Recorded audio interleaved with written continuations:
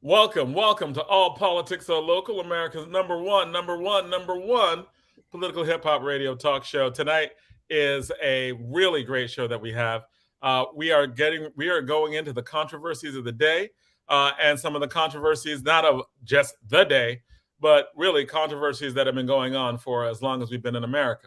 So they're both contemporary controversies, stuff that's popping off right now, but these same controversies have been going on for literally hundreds of years, right?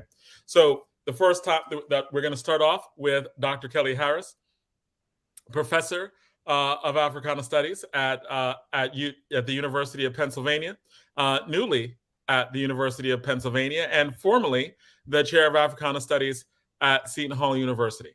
And I want to thank him for coming on. We're going to be talking about the controversies in Black studies, Africana studies, both locally and nationally, as it's in this controversy. There's a protest going on at Seton Hall University right now to try to get Africana studies taken seriously. And we're going to talk a lot about that specific situation.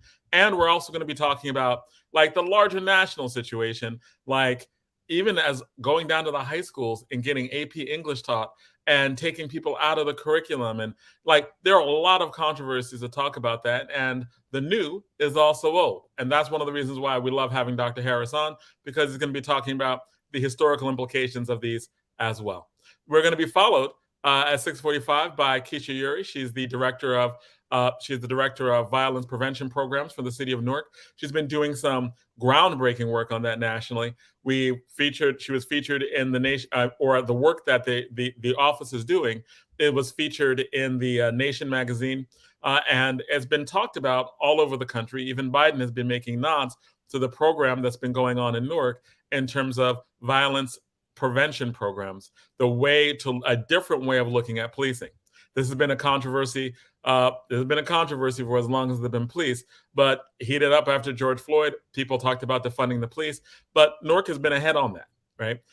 And has been ahead in a way that it might not sound as like sexy. It might sound even a little boring at times, but they have some programs that are pretty that are very much in the head. But that doesn't mean there aren't current controversies. So we're going to be talking to Keesha Eure about ways that Newark can be better given the programs that it has. Finally, we're going to have DJ Rhino and the state of hip hop. DJ Rhino is going to be talking about AI and hip hop. That should be fun conversation coming up at 7:30. And finally, we're going to have Congressman Donald Payne on the Payne Report, and that's coming up at 8 o'clock. He's going to be telling us what's going on in Congress and the latest controversies there. So we've got a full show. We've got a thoughtful show. We've got a packed show. Ben, we're going to start off with our first segment. So welcome, Dr. Kelly Harris. We are very glad to have you on again. Honored to have you, man. Well, thank you. So right now, we'll just jump right into it. You were chair of Africana Studies at Seton Hall University. And yes, I was the director of Africana Studies at Seton Hall and a faculty member. But I do need to correct one thing. I'm not faculty at University of Penn. I'm an administrator. So I'm the senior staff director for the Center for Africana Studies at the University of Pennsylvania. So nice, I want to correct. Yeah, so I want to make sure that that's clear. So I appreciate that. We're going to ask for and I'm also going to ask for the differentiation on that, because it seems like. Am I wrong in saying that you have the power to actually like help create or recreate a great program? Well, we have a Center for Africana Studies and a Department of Africana Studies. So the center is responsible for programming, engaging students, engaging the community, and things of that nature. So really, my task really is to continue with the programming, but also to figure out new ways that we can engage the external community. Okay. Yeah. No, thank you, man. And thank you for that clarification. You were chair of Africana Studies at Seton Hall. You left. Yes. There's a protest going on right now at Seton Hall University.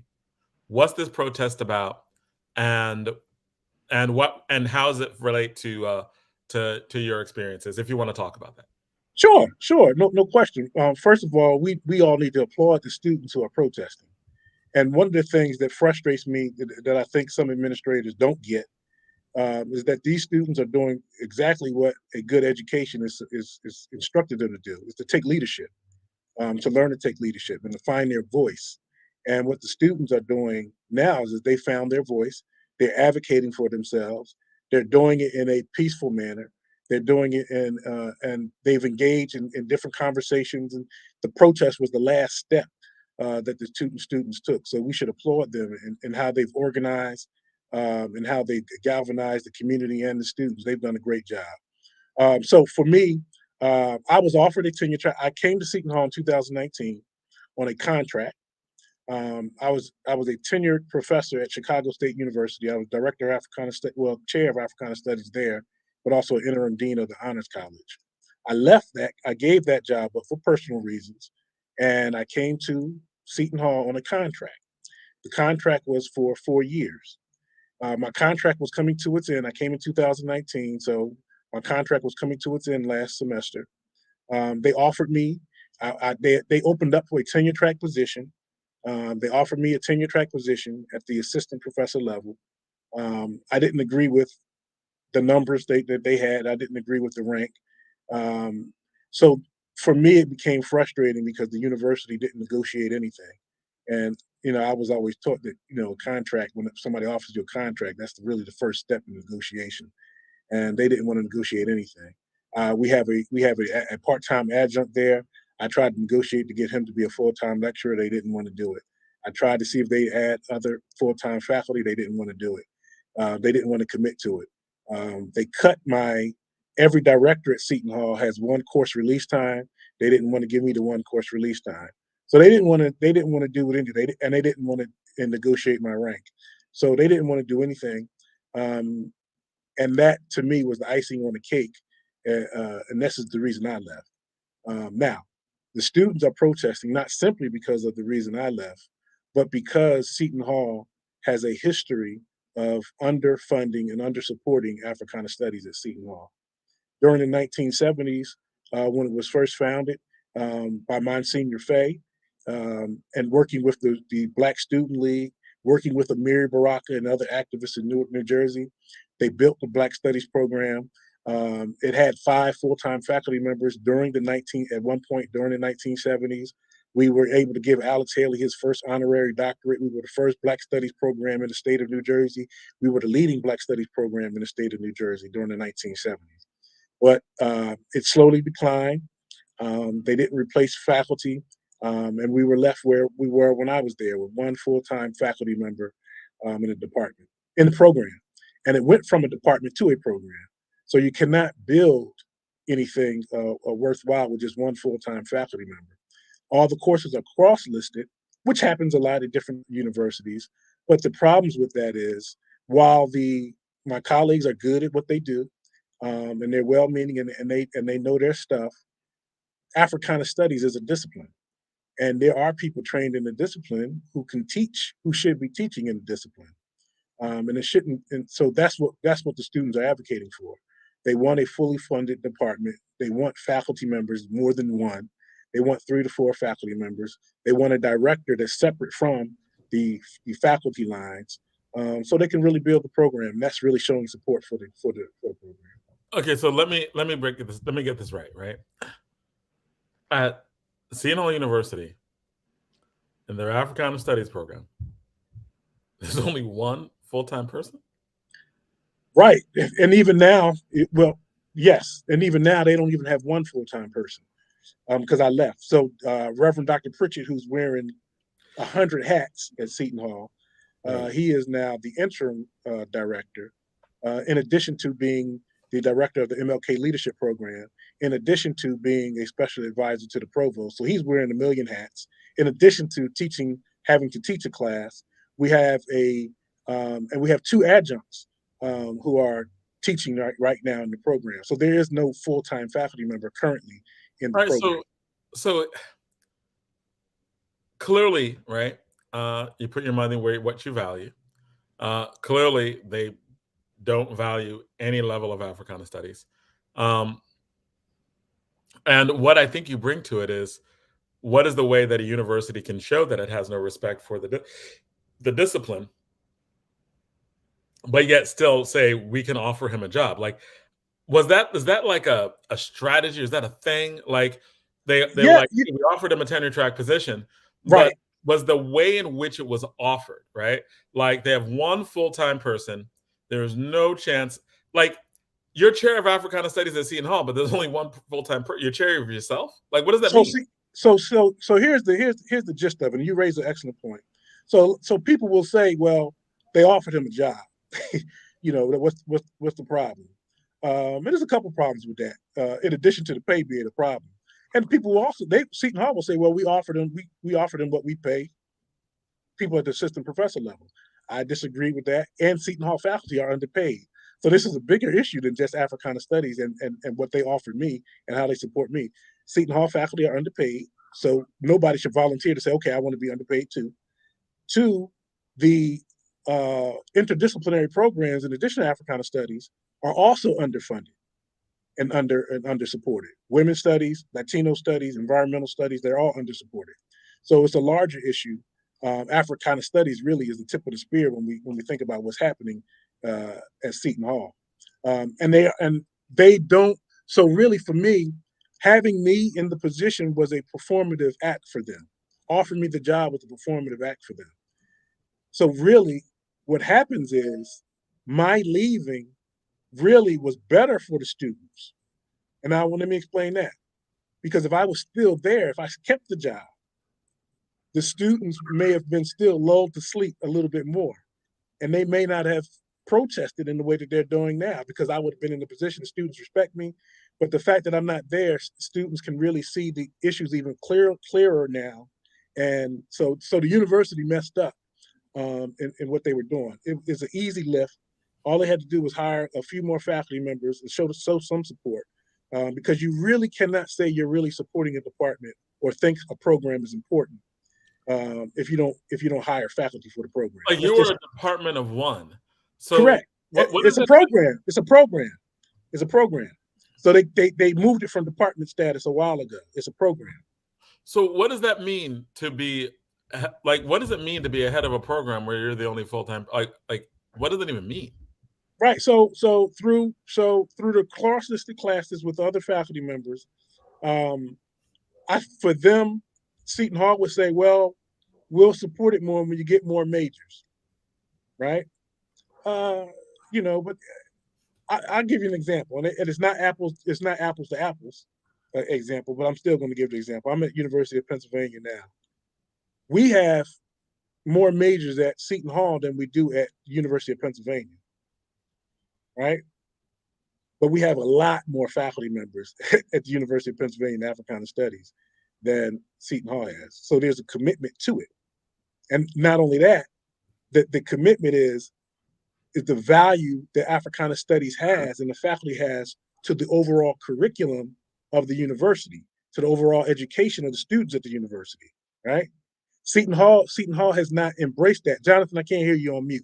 Can you break down what that means, right? Like you're saying that at UPenn they have fewer courses, No, fewer students, fewer majors, fewer but majors, but more faculty. fewer majors, more faculty. Mhm. How does that translate into commitment?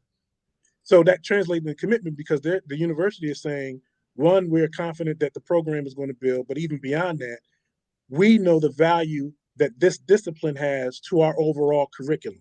And we want to expose our students to what that curriculum brings to higher education. So it is a affirmative, like pot, like they're saying, hey, we value this as an institution because we think this is important. Correct. And that came out of struggle too. Let's be clear. All when we look at University of Penn, it came out of struggle. Students protesting, same thing happened at Seton Hall, same thing happened at Penn, same thing happened at Howard, same thing happened at all these universities across the country. Students and community activists and faculty members protested in the late 60s to bring Black studies into higher education. So it came out of a struggle, right? It came out of a commitment for that. And people have had to still struggle and struggle and struggle to make sure that these programs get the resources they need, get the faculty that they need, and that they're not, consistently under assault by these administrations. So Seton Hall is just going backwards. Seton Hall has gone in the other direction. They've gone in the other direction from Monsignor Fay from when the program started. And I they just right remember now they dug their heels in, and they're just being recalcitrant. now. I remember Ed and being on the campus of Seton Hall in terms of at Upward Bound program. But that's where I met Ed Riley. I met Bashir Akinyele, and I seem to remember protests about Africana Studies back then, Right, right? right, And exactly. so here's a question I have, right?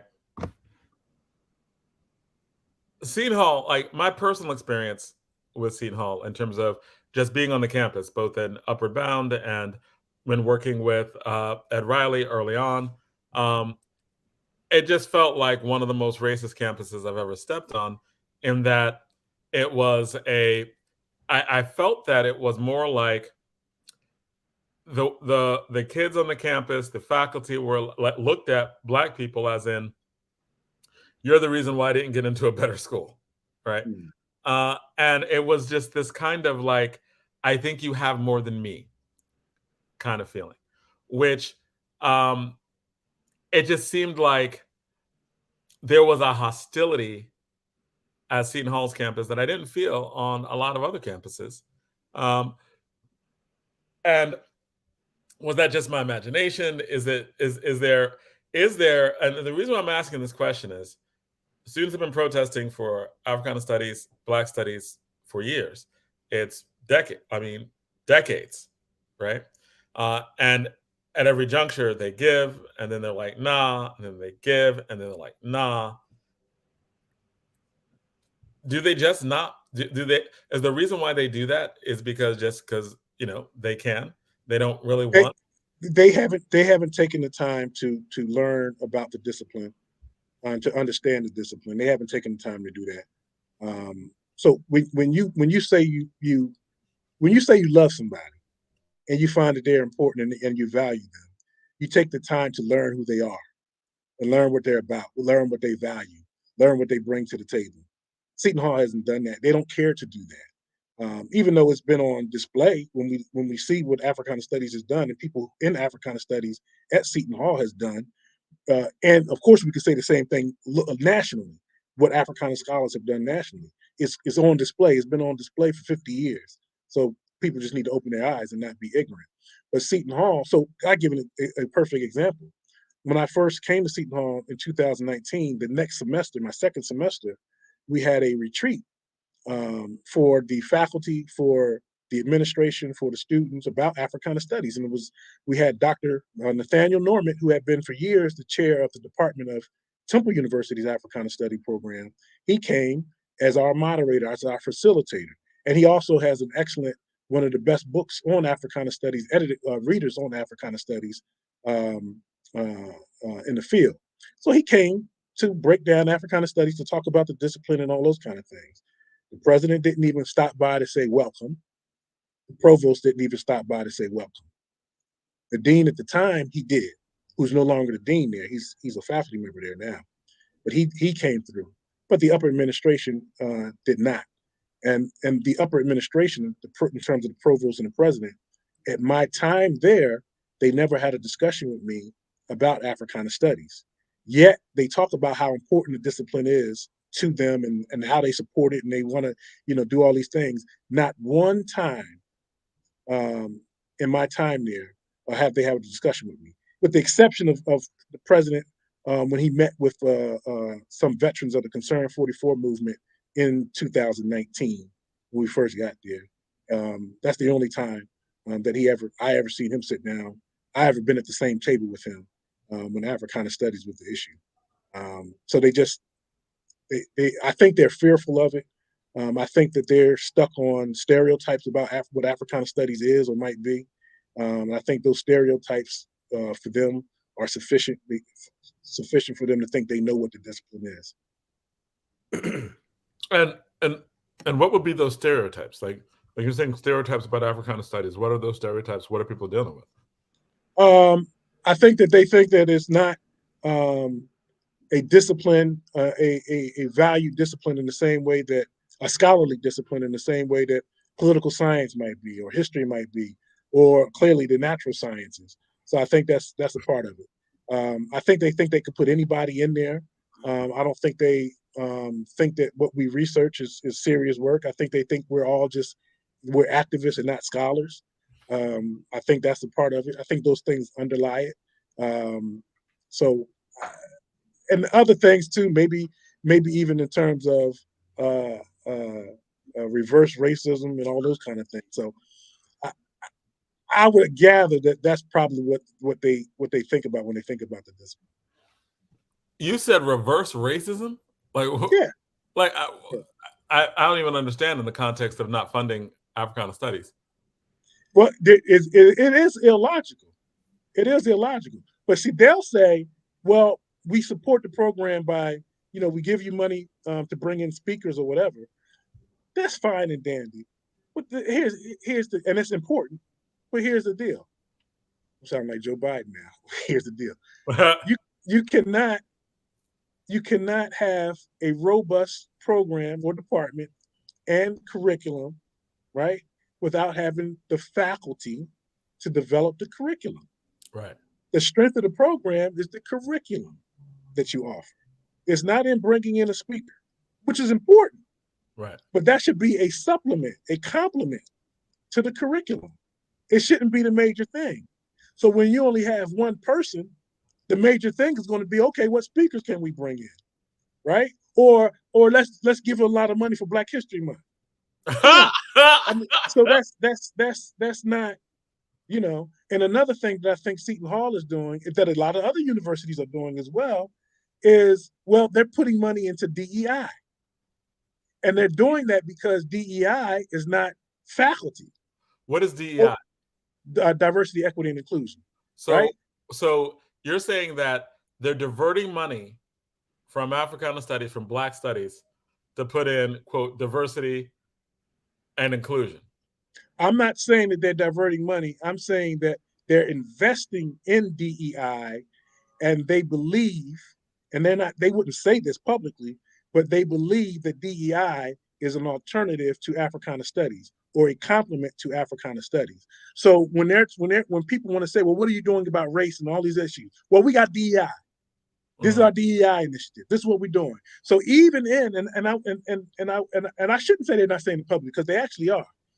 In the statement that the president sent out in response to the student protesters, he had a bullet point list of, well, this is what we're doing for Africana Studies. One of the things was that they named Dr. Pritchett the interim director. He's been there for 45 years, and that backfired on him. I'll talk about that in a second. The other thing that they said is, we invested $65,000 in our DEI initiatives. So that for them is what they, is supporting Africana Studies, but it's not. Right. Like DEI is the entire university. You're talking about gender issues. You're talking about diversity, equity, and inclusion is like including everyone, right? Like, so if there's a and my criticism of it, and it has been to me, it's very performative. It makes people feel good, which it should. I mean, we should be about trying to make people feel better. But for us, for Africana, right? For us, for Africana Studies, we're not trying to just make you feel good. we're trying to move people to see how this world needs to change, right? We're trying to be change agents. We're not. It's not just a feel good thing. Hey, we can all feel good together, So, so they've invested in DEI, I think, and they think that that's an alternative to. Which is insulting because DEI is not an academic discipline. It's not an academic. It's really just how do you not kill each other on campus? It's not an academic discipline at all. It's like, how do you avoid a lawsuit? Yeah, exactly. But see, and Seton Hall shares this with a lot of other institutions. A lot of institutions across the country are doing that. DEI is like a cottage industry now.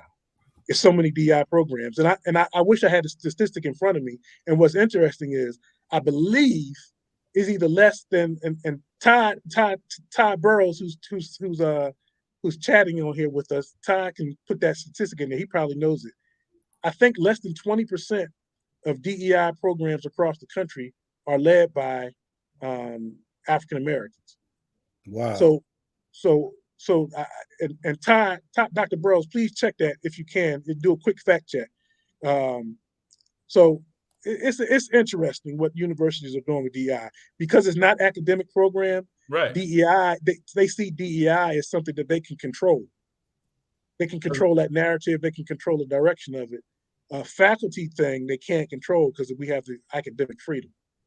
But what's interesting, though, Dr. Harris, that is exactly what people say in corporate America, right? So the answer in corporate America, instead of promoting more blacks to CEO, to executive vice presidents, they put in someone based around DEI, and that's one of the arguments that Black Enterprise has been making recently.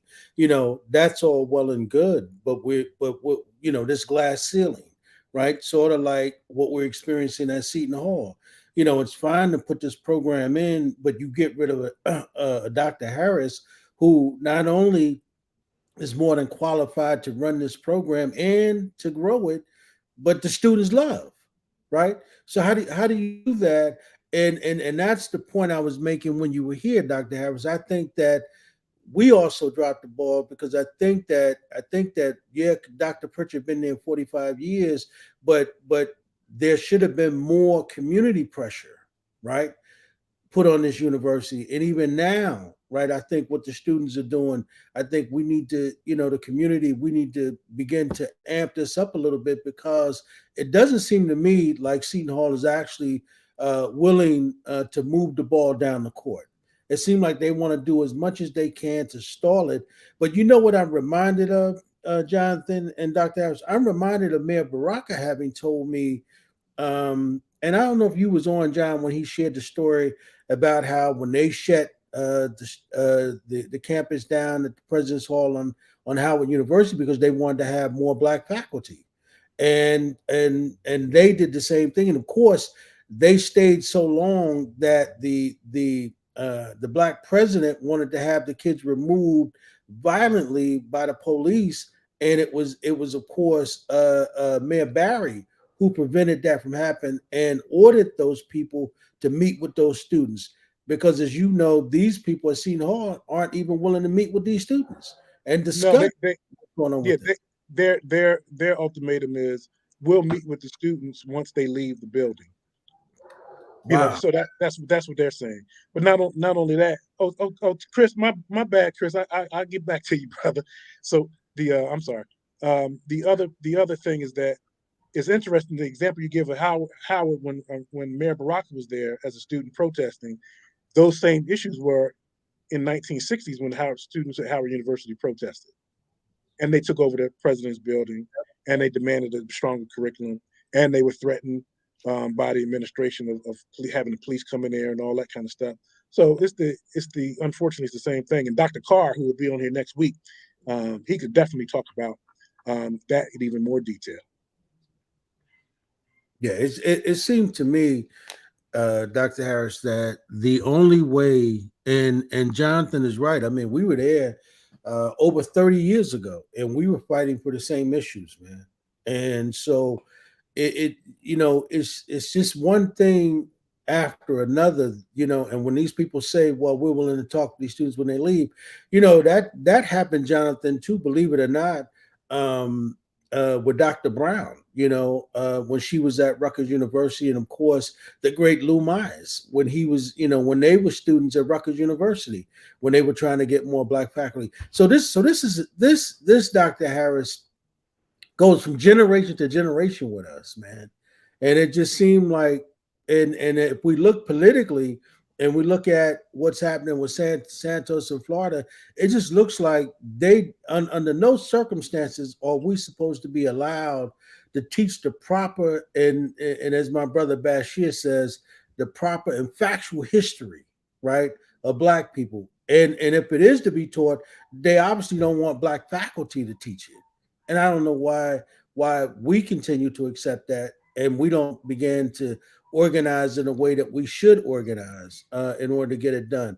And I think that's why we should definitely stand with these brothers and sisters, these young people at Seton Hall, and making sure that the same thing Barry did, trying to make sure that we force this faculty up there to meet with these students and take a look at their demands and be willing to say publicly what they're really going to do, as opposed to having these private conversations where nothing get done. That's right. And I told the students, do not allow private conversation to happen. That's what the university wants to have, a private conversation with 2 to 3 representatives of the students. And the students are adamant, and I agree, and I keep telling them, do not allow that to happen. Because we know what can happen when you get behind closed doors. But the DeSantis thing in Florida is interesting, and that we have to understand this is what the white nationalists do. And it's a consistent thing. We saw it at the end of Reconstruction. We saw it at the as a response to migration in the Great Migration in the early 20th century. We see it at the end of the Black Power and the Civil Rights Movement.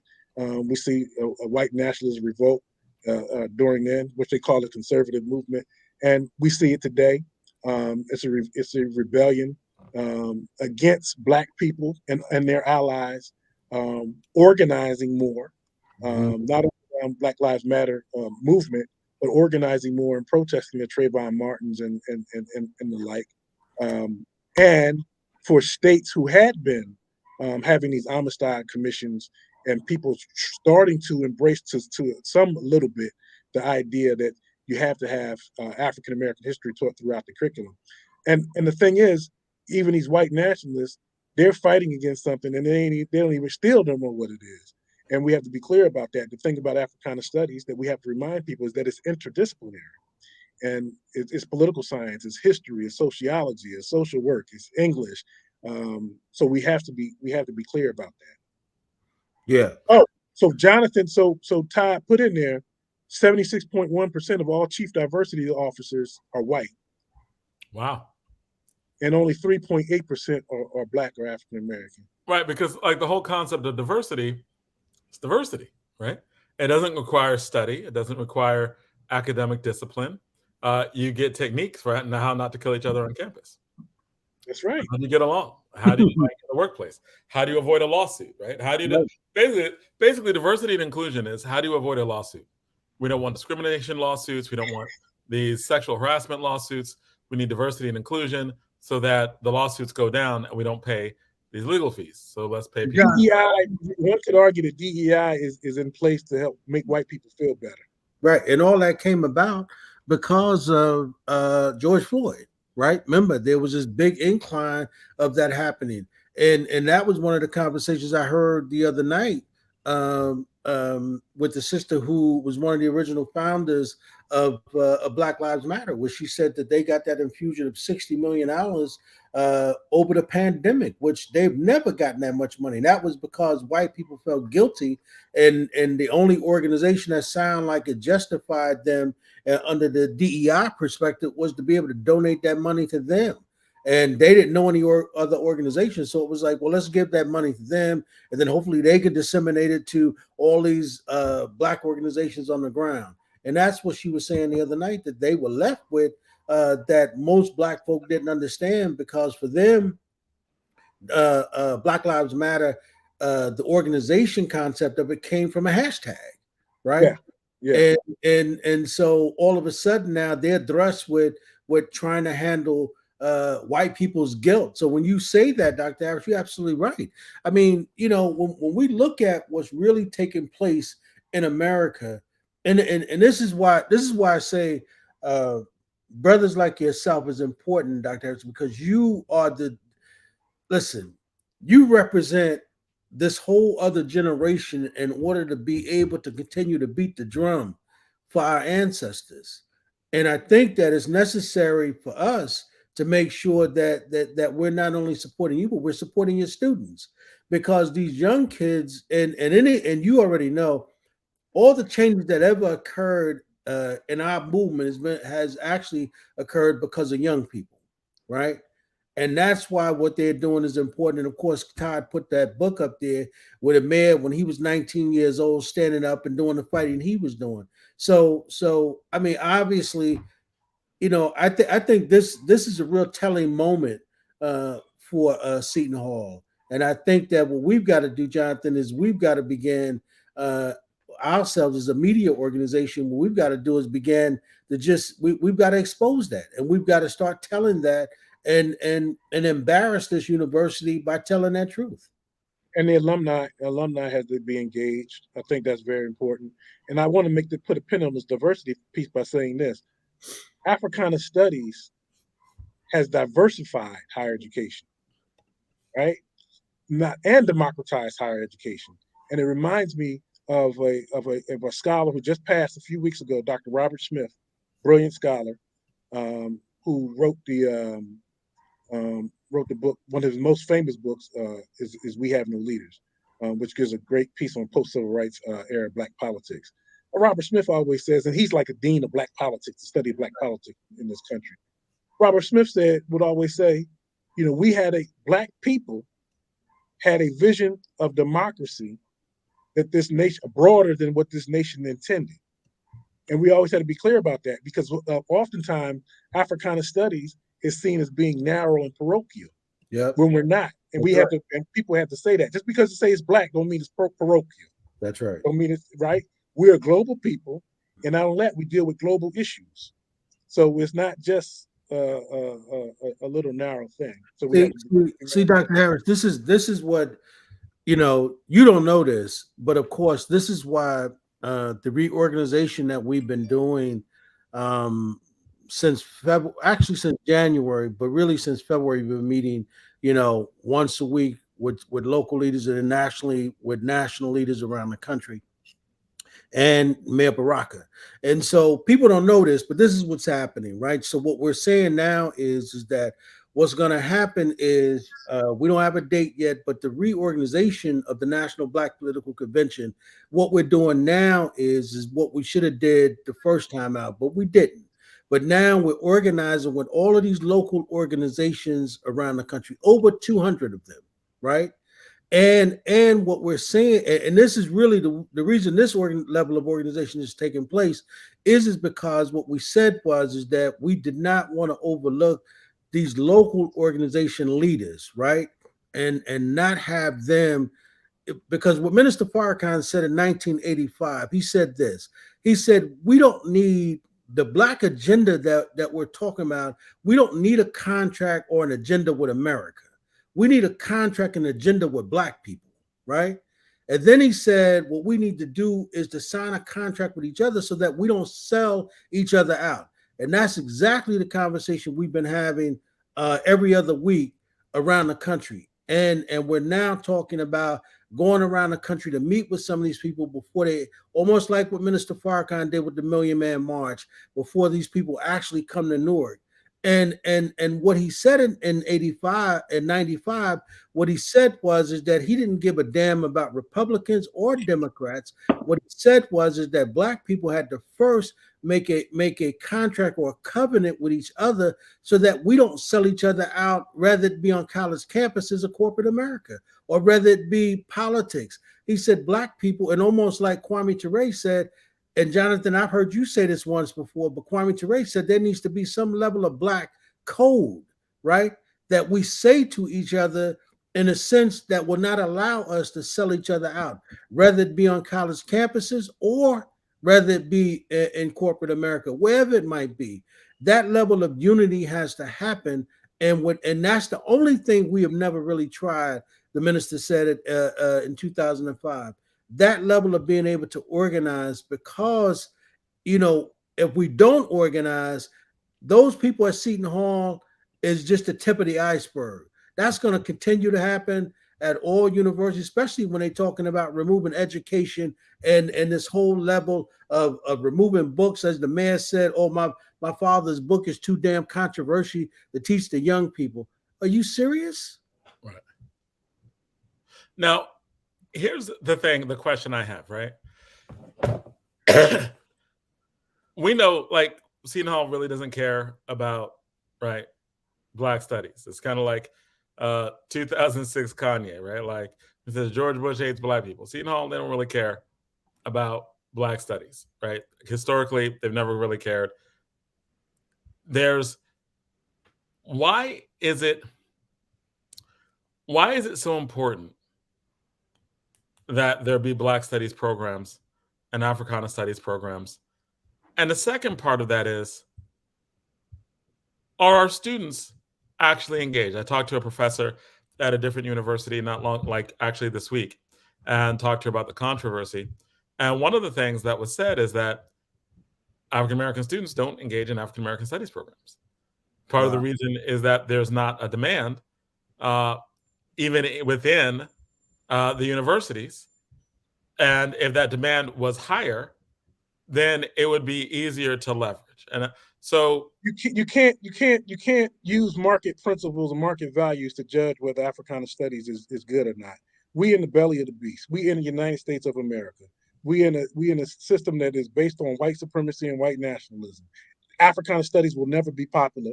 It will never be a popular major like psychology or criminal justice or anything like that, or biology for all those students who want to go to medical school. It's not. It will never be that. However, Africana studies is still a popular discipline because students take our classes. A lot of them may not major because they're being told not. And every single year I've been teaching, people have been saying, students are saying, well, I wanted to major in Africana studies, but I was told not to. Wow. Right? That happens all the time. And I guarantee you it happens at every university, right? But even despite that, students take the classes, right? When you see when you get Greg Carr on here, he'll tell you, or maybe he won't because he's humble, but I'll tell you, his classes fill up quicker than anybody else's classes on the campus. Yeah. Right? They have a wait list for his classes. And other classes, other his colleagues at Howard University. Right? And Dr. Harris, are we saying that these students are actually under advised when they're being advised or being advised? Oh, no question. No question. Students at Seton Hall have been advised not to take Africana Studies classes and not to major in Africana Studies. Wow. And not to double major in Africana Studies, right? Because one of the things that we always say is double major. And one of the things, too, that's always been clear, Africana Studies scholars always say this, we preach and we push academic excellence in everything that we do. We preach excellence in everything that you do, right? Wow. And people have to be remember that. So we not no poo butt discipline. We serious, and we want to produce serious students and serious scholars and serious activists. That's what we about, right? So to go back to your other part of your question, Jonathan, about Africana Studies and why it's important. Africana Studies is an extension of the Black freedom struggle in this country. Okay, and even though the discipline itself was formed in the 1960s, the foundation for it was formed during the Haitian Revolution. It was formed in the hush harbors. It was formed when Black people were rebelling. It was formed in the Black convention movement of the 19th century. It was formed when we formed our own newspapers and journals in the 19th century, reading rooms where we would come and debate and read and study. And then we had these Black bibliophiles. That's when it was formed. And Du Bois, when he was at Atlanta University, when he used that as a workshop to study the Black condition, right? So this has always been with us. It's an extension of our freedom struggle. But again, our freedom struggle has never been just about us. Some folk will say it'd be to save the soul of America. The other folks say America doesn't have a soul. But we have to be clear that Africana Studies has always been about making the world better and not simply changing it to play to Black folk. But we start, of course, where we are and where people are the most oppressed. That actually brings me to a point that I've had about education in general, right? Almost since the 80s, and definitely since the 2000s, right? There's been a push in education, both on the high school level and on the college level, to look at education as a business thing, right? Like, in other words, the reason why we educate kids is to make them better workers, is to make them better in the workforce, right? Yeah. So the purpose of education is to train people for corporate America, to be able to exist in corporate America, to be able to exist in the workforce. It seems to me that that's always been wrongheaded, and that the one purpose of education seems to be to create in individuals the ability to be good citizens, to exist within a democracy, to be able to critically read, critically write, so that we can question and seek changes or not changes based on evidence and substance, and to be able to engage in democratic debates and discussions. It seems that it seems that the push for the economic end of education undermines the point about Africana studies, because it seems even like what you were saying is that its true justification is it actually makes us better citizens. Because when you understand African American studies, when you understand Africana studies, you understand actual democracy, what it means, what it doesn't. You're forced to think about things critically, like the structure of society and what needs to change and what doesn't need to change, right? It seems like you're forced to deal with questions that are really the opposite of an education that just wants you to be a better corporate citizen. Well, Africana Studies is helping us to be better human beings, and at that point of democracy, as problematic as American democracy is, Black people still have improved it, have expanded it. They can thank us for that. The United States can thank Black folks for a lot of things, not just culturally, but politically, socially, a lot of things in terms of our struggle. So we have to be clear about that. But one of my mentors, Professor Mac Jones, he's a political scientist. He was the first founding president of the National Conference of Black Political Scientists in 1969. He had an article that all Black political scientists really had to read back in the day. I don't know if people still had to read. I know they still read it at Clark Atlanta University. But the article was titled The Responsibility of Black Political Scientists to the Black Community. And in it, he argued that Black political scientists, and by extension, Black people in general who are getting an education, have a responsibility not to be a cog in the wheel of their own oppression. And that our condition in this society requires us to be subversive. And that he wrote that article back in 1970. And I would argue that it's still the case. And there's a need for us to be, we are still continually under assault, under attack globally, and it still requires us not to be a cog in the wheel of our own oppression.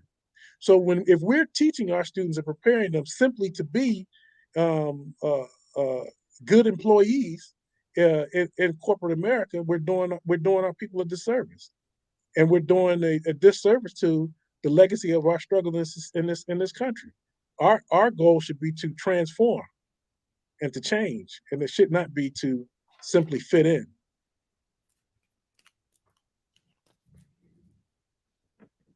Y'all still there? Why y'all quiet? That was on mute.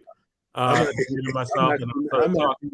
actually making a note when you said transform, because that is most certainly not the goal of white folks in America, my brother.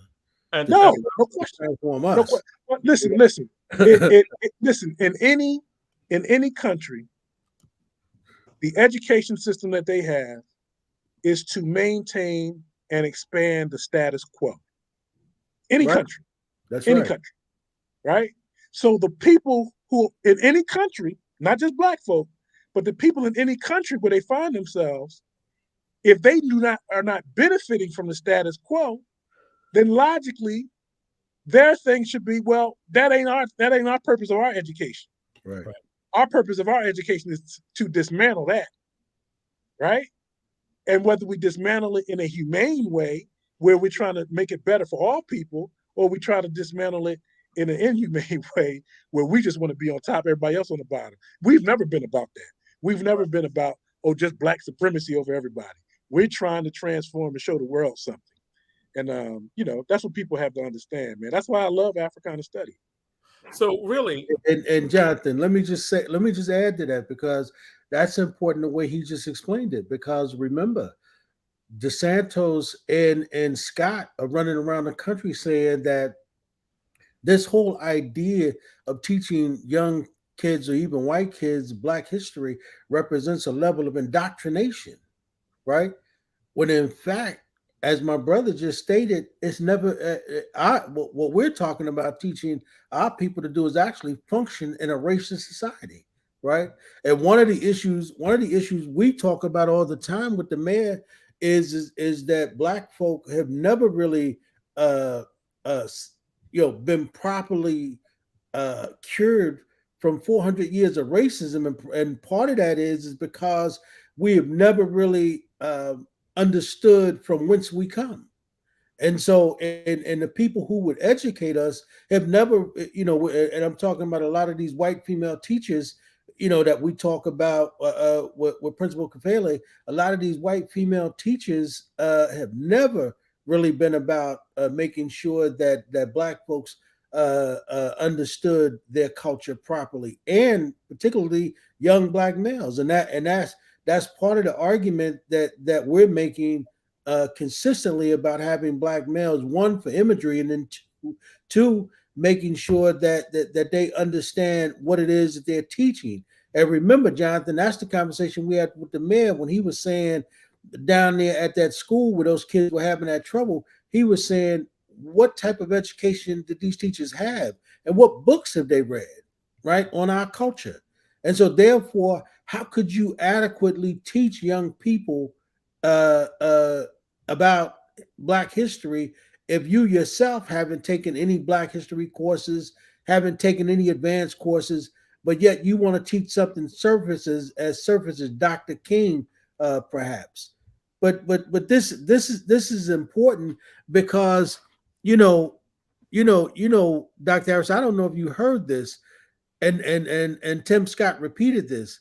He said the reason with the problem with teaching Black history to young kids, right, is because it is a level of indoctrination, but it is going to make white kids feel bad about themselves, right? Or bad about what their forebears did, what their great grandparents did, and he don't think that Black people should be a part of making white children feel bad. And so Well, that's why we shouldn't teach African history. well, what has American education done to us? What is it? How has it made us feel? Right. And I think really it goes back, and I think this goes back to really what you've been talking about, right? Like, if the purpose of education is to get, James Baldwin said the purpose of education is to teach us how to think about the world for ourselves, because if unless we can, because that is the only way that society will change. I think that when you're dealing with African American studies or Africana studies, the assumption behind Africana studies and African American studies is that we are analyzing how we can change, that society does need to change, that right now society has demonstrated itself in a way that has been clearly unjust for a lot of people. I think that's really what people will always object to about Africana studies, because there's a lot of scholarship behind how to analyze oppression, deal with it, and look at movements of liberation. But you have to call it liberation. You have to understand what colonialism is, what white supremacy is, right? Like, in order to know Africana studies, it literally is a threat to almost any institution it's in. And that if it wants to continue doing the same thing in the same way, then it may be less problematic. It may be more problematic. I know we reached toward the end of this segment, Dr. Harris, and I know we're definitely going to bring you back on. But what advice would you give to the kids who are protesting right now, and to the people who support them, and to the people who may be like, I am at sometimes where I'm like, does it really matter? They don't like it. They won't want it. Why go or engage in this fight to begin with? I thank you for that question, and and also thank you for having me on here. Again, I enjoyed the conversation. I'm learning from the students, and I'm not saying that just to say that. The way that they've organized has been something to behold. So I think that we should listen to them and talk to them about how they organize, how they galvanize the students, how they've gotten the community engaged, how they got about 2,000 signatures on change.org for their petition. How, we can learn from them. So I think that that's very important. I can't tell them anything in terms of what they should do. We can just learn from them. My advice to them is to continue, like I say to everybody, follow, have the courage to follow your conscience. And I'm not the first person to say that. Dr. King famously said something like that, and people all the time that famously said something like that. Our ancestors, said that and did that. Sometimes doing the right thing, it's painful and it costs, but at the end of the day, benefit from it. I just want to add something to what he just said, Jonathan. And I was thinking about a clip someone sent me recently where Dick Gregory said, Black folks spend so much time, after Brown versus Board of Education, chasing integrating schools. And he said, what we really should have been focusing on is liberation, Jonathan, what you just said. He said, if we had liberated as Black folk, we could have created whatever schools we wanted to create. And we would have been able to solve the problems that we're currently having, right? With the level of as Dr. Carr says all the time, Black folk have such a low level of political knowledge. So therefore, we don't understand how to integrate politics into a Black way of thinking, right? And so you're right, Jonathan, when you talk about this liberation. I think that we were chasing education and integration, and now we at this point where we're struggling to liberate ourselves, and white people are busy. The new young children of these old racist white folks from that time, their children, they're fighting because they damn sure don't want Black folk to liberate now, because we got way too many degrees and we're way too goddamn smart. Well, thank you so much, Dr. Harris. Who are you rocking with now in terms of hip hop? Well, you know what? It's interesting. My daughter's a sophomore at Howard University, and I've been training her. I've been sending her every day some old school hip hop. So getting her up on. I say, because you're not going to graduate and be an adult and not appreciate and understand old school hip hop. Okay. So we've been going through everybody, and she's loving it. So. All right, cool. So I appreciate it. Just throw out one name for us. Oh, my part of town, Philadelphia, Tough Crew. That song, My Part of Town. That's my anthem, man. All right. Well, glad. Hey, Dr. Harris, I'll be in Philadelphia on Friday because we're doing a street naming in Philadelphia for James Mtume. Oh, on the what's the day? And on the 12th? Yeah, I'll send you the flyer. I'm flying out Friday night to see my mother for Mother's Day for my mother-in-law. We're doing it in the morning. We're doing it Friday morning. Okay, I'll be there then. I'll be there. I'll make sure you get the flyer. Yeah, please send me the stuff. All right, cool. And because remember, we have another segment coming up. And thank you. No, thank you, man. And we're gonna have you back because you were a regular on our show. So love you, miss you. Get Pritchard on there. I see Pritchard is talking about it. Pritchard wrote a hellified letter challenging the administration. Is very important. Y'all need to get him on there, and y'all need to hear that letter. Okay. Absolutely. Okay. Love Pritchard. All right, talk to you soon. All right, peace. Man. Thank you. All right, that is another segment of All Politics Are Local, America's number one political hip hop radio talk show, and we are now going to have our second guest on, and phenomenal organizer, phenomenal leader, Keesha, are you there? Phenomenal organizer. Well, I'm going to introduce her until she pops on. Keesha Eure is the director of Newark's Office of Violence Prevention. It is an innovative program that is born in understanding different ways to reduce violence. There was a recent article in The Nation magazine saying that the future of policing, the future of public safety is in Newark because of the innovative approach that has been taken by the citizens, by the government, right? By Ras Baraka, by the people who have been supporting a different way of understanding policing, public safety, and public health. And this really started when they were activists, protesters. I remember talking to Bashir Akinyele and actually even on our show, and with Ras Baraka and with Keesha Eure when they were activists, right? And talking about the CDC when they found that violence was the American Center for Disease Control found that violence functioned like a communicable disease. You could track it, right? That you could see it spread from neighborhood to neighborhood. That it functioned like a transferable disease. And so much work has been done based on that observation and what are the different ways to reduce violence in a way that is not just policing, right? Ed, you brought to my attention a video of this at the city council meeting. You were at the city council meeting, and can you tell us about that? What you heard and what a lot of people were talking about? Keesha, you're back. Yes. All right. Cool. So, Keesha, how are you? You look great. Thank you so much. I'm doing well. I am just leaving the balloon release for our beloved that was shot and killed as a result of violence. So yes, are you there? Are you there? I'm here, and I'm just having a little bit of technical difficulties with my sound. Can you hear me okay? We can hear you great. You sound great. Loud and clear. Okay.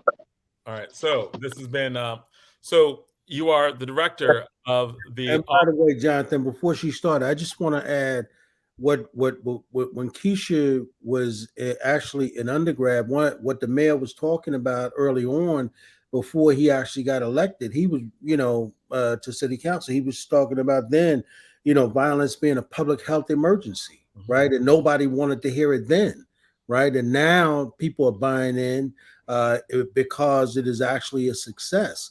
And that's due to the hard work of Keesha Eure and the work she's put in on the ground, not only as a leader, but really her community activism, on the ground before anybody knew who this young sister was. Right. Yeah, they're giving her accolades now, but they really don't know her past. They really don't know her journey. Right. And so, you can give her that. And that's why every time she come on, I'm always going to say, I don't think they pay her enough money. I'm advocating for a bigger paycheck. No, absolutely. Right.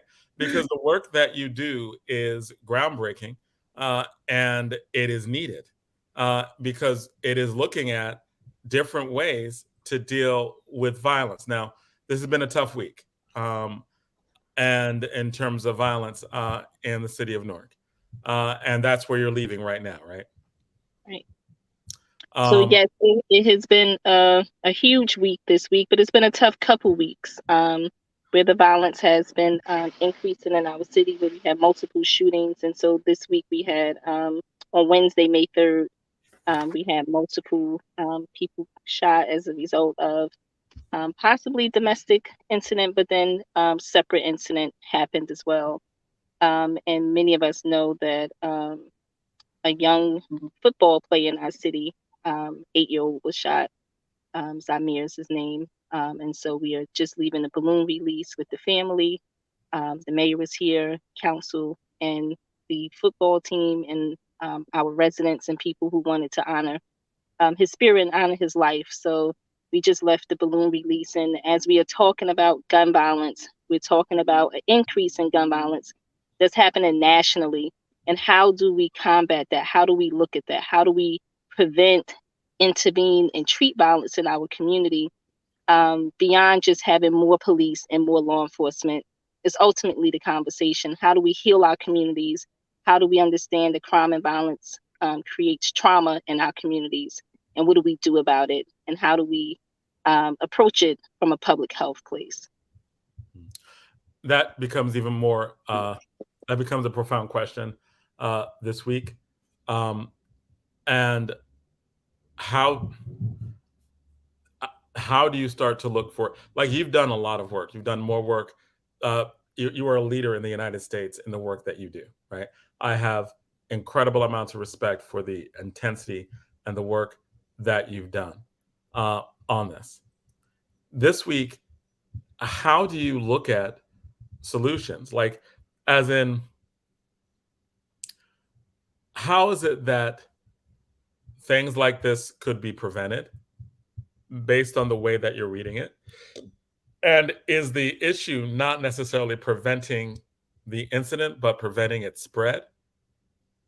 How do you even process what went on in these last 2 weeks based on the work that you do?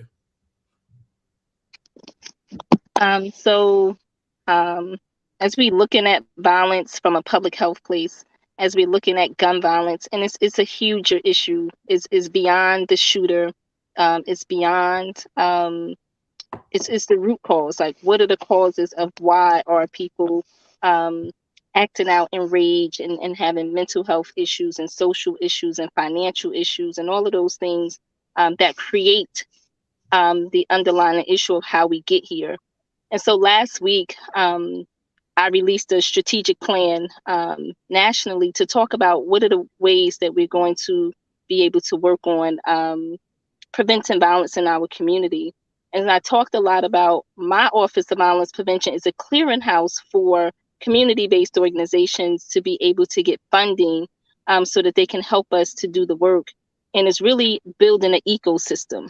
And that's the way that we're doing this work. We're building an ecosystem, and the ecosystem consists of several different community-based organizations, institutions, and individuals who are coming together to say that we all may not do the same thing, but we agree on one thing, and that's we're going to decrease and stop violence in our communities as best as we can.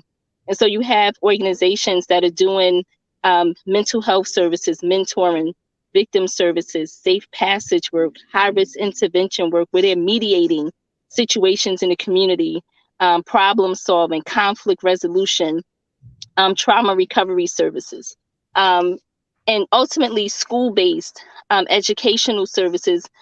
We have a hospital-based violence intervention program. We're working at the institutions, the schools, the hospitals, communities, citywide. And so the key to all of it is having a relationship and working together where we know that we can't do this work alone and law enforcement can't do it alone. And so we ultimately are creating a strategy where we are putting the resources into the hot spots where we know that most of the crime and violence is taking place. A small amount of the people are committing the most amount of violence. Everybody don't experience violence in our city the way that the South Ward and the West Ward experiences it. And so we're really concentrating resources into those areas. We are mobilizing the community, mobilizing and organizing the community so that they have input into public safety. You can't have public safety without the public. And so some people think that more law enforcement and more police equals more safety, and that's not true.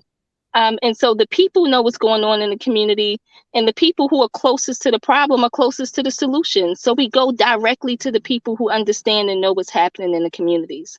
And we're organizing and we're working on building trust and rebuilding trust in the community because we have a resilient community and we know that they know what to do, but we ultimately are building and trying to do healing in our community. So that it's not always, again, law enforcement, punitive, arrest people, because those people come back out to a community. And what do we have for them when they come back out? Do we have jobs? Do we have mental health services? Do we have vocational training? Do we have housing? Because we know that housing is a national issue right now. People can't afford to pay rent or to buy houses in this country right now. So we have a huge homeless problem. We have a huge problem with people not having safe havens and safe places to go. And so we are ultimately doing this work from a public health place and really trying to put the resources back into the community, investing in the community. People have been doing this work for free for so long, and now we ultimately need to invest to where they get to fund their work. And so there's funding coming out nationally. There's funding coming out statewide and ultimately at a citywide level. I just released $16 million RFP, and we had several organizations that applied for the funding, over 50 organizations. And so really understanding Stop. that we need to do this work. Hold on, because let me just wait. So you're saying that when you say ecosystem, right? You mean that there literally has to be grassroots movements of different organizations that are on the ground that are actually going to engage in alleviating some of these root causes. Like there'll be organizations that deal with mental health. There'll be organizations that deal with safe passage. There'll be organizations. So there are a series of different organizations that will do specifically what we think police do, but don't. Right. Because we don't always need the police to show up. Some of the issues that we have are quality of life issues. And so to Dr. Baruti Kafele's point of the ecosystem being school-based, a lot of it starts in the schools, right? And so we certainly need the schools are the first point because they see most of our children. The hospitals are first points because they see most of the people who come in re-injured. And so the hospitals are a part of this ecosystem. We have the institutions. Rutgers is a part of the ecosystem. They help us to collect data, and they help us to analyze the data to understand where are the things happening at. We had a strategy that said that most of the crime and violence was happening in front of bodega stores. And so we outlined where those bodega stores were. And then we went to the store owners and asked them, how can we help you to become a part of helping us make safe havens for these people there's fights in front of your stores, people being shot inside of the stores. And so we are helping the store owners. What were some of the things that were done specifically on that? That was a big issue with bodega owners and people and violence in front of them. What were some of the specific solutions there? So we asking the store owners that when these young people are here and you see that they are afraid or something is happening, to allow them to come into your store and call their parents so their parents can come and pick them up from your stores. And ultimately, we helping them get cameras inside their stores and outside their stores, and for them to be able to put posters and information in their windows so that we can have resources and people know the information, what to look for, where to go to get help. Because a lot of times people don't know that their help is out there. And so we're making the store owners accountable for being a business in the community, but for them to also create safe havens in their stores and not just watch these things happen right in front of their stores and outside of their stores. So we're offering them help and resources to get cameras and whatever else they need in order to make their businesses safe. And it's interesting because that makes those businesses themselves safe, because there were shop owners who, like in recent years, were killed by gun violence that was going on outside. So this is something that helps keep them safe as well. And that's what you mean by ecosystem, right? Like, as in, you said there was $16 million that was just released for really trying to cement this ecosystem. How big a deal was that? Can you explain more about that? Well, it's huge because nationally there are offices of violence prevention that exist, neighborhood services that exist. And so many of them are trying to figure out what to do and how to resource and fund their community organizations. And so we are using $16 million. Last year, I put out $1 million and just trying to see what the community organizations need. And we helped them build capacity. We did boot camps to help them learn how to write their applications to be able to get funding. Many of them are doing great work, but they don't have the capacity and the funding to be able to carry the work out. And so we're trying to help build, we're doing training and technical assistance for those organizations for them to be able to do the work they want to do. And those are in-home services. People have businesses or in-home support for mental health, emotional health, social skills. They're teaching life skills. They're doing trauma recovery work, arts and culture, school-based programs, after-school programs, knowledge of self programs, educational programs for our young people or adults who have aged out or underage, overcredited or undercredited.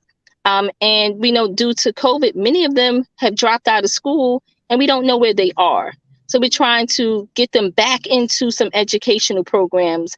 We're trying to allow them not to be the victim of violence or the perpetrators of violence. So we're trying to really invest into the community, whatever the young people and adults need: housing, food, clothing, shelter, transportation, basic needs, birth certificates, social security cards, quality of life issues.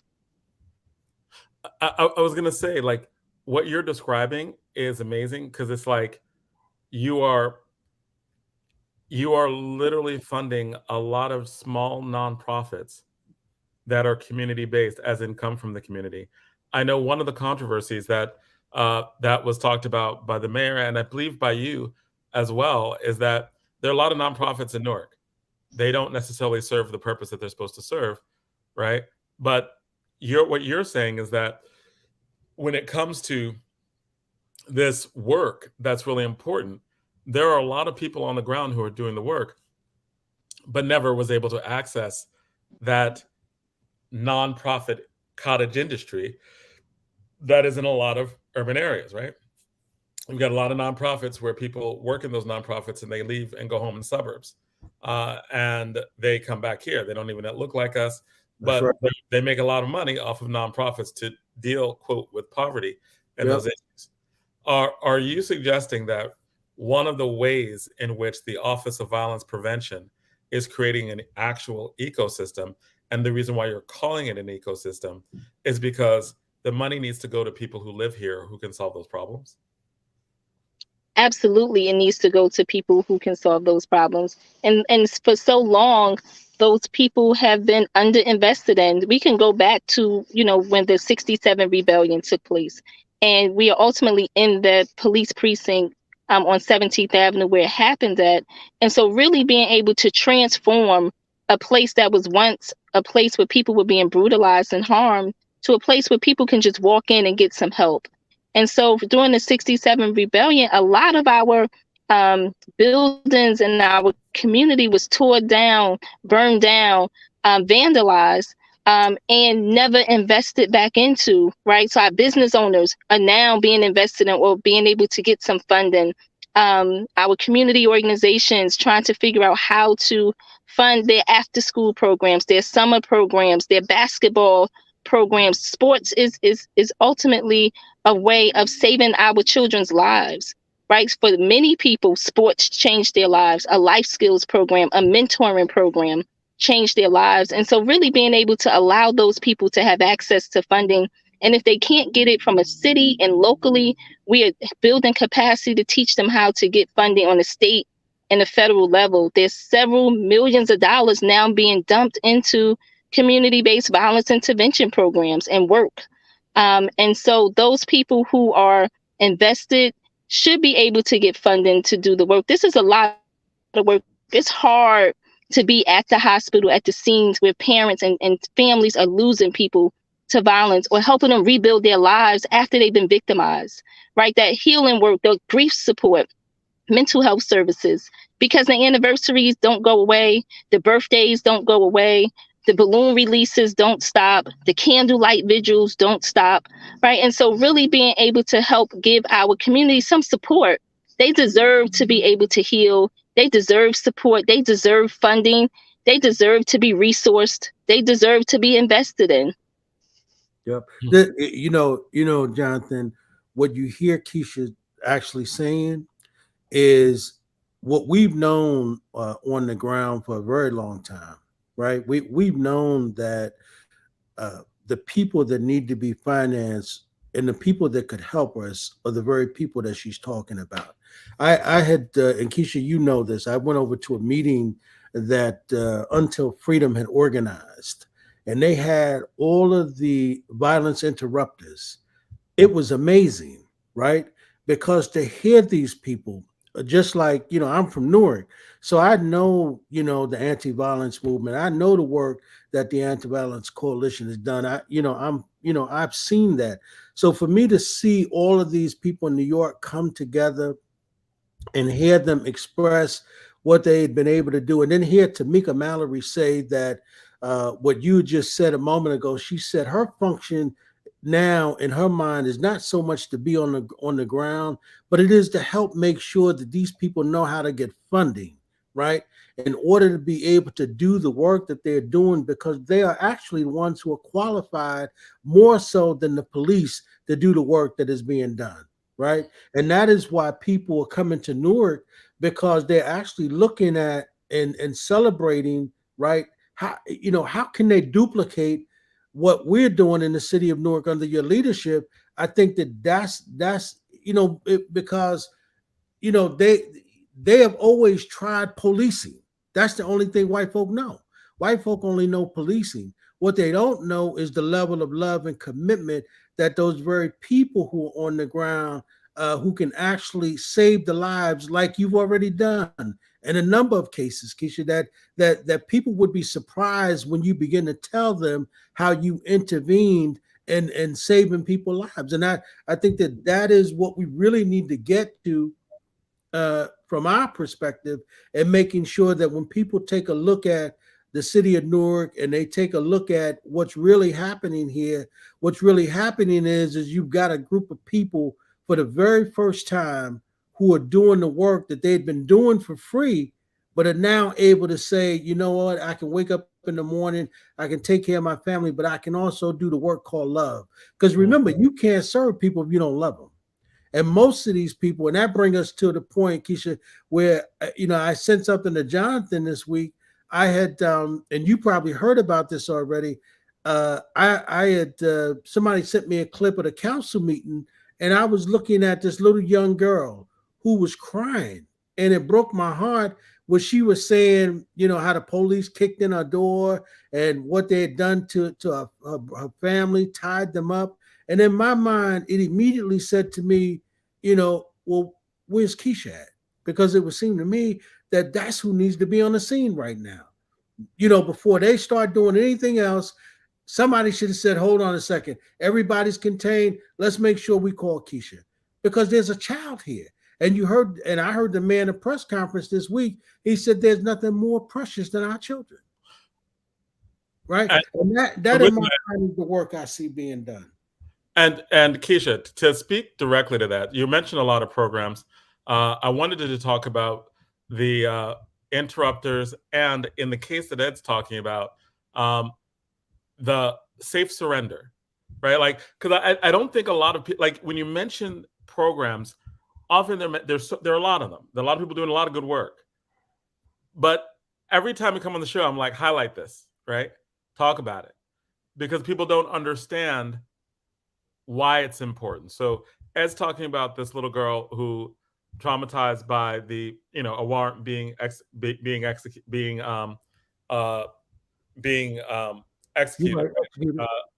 and an arrest warrant being dealt with.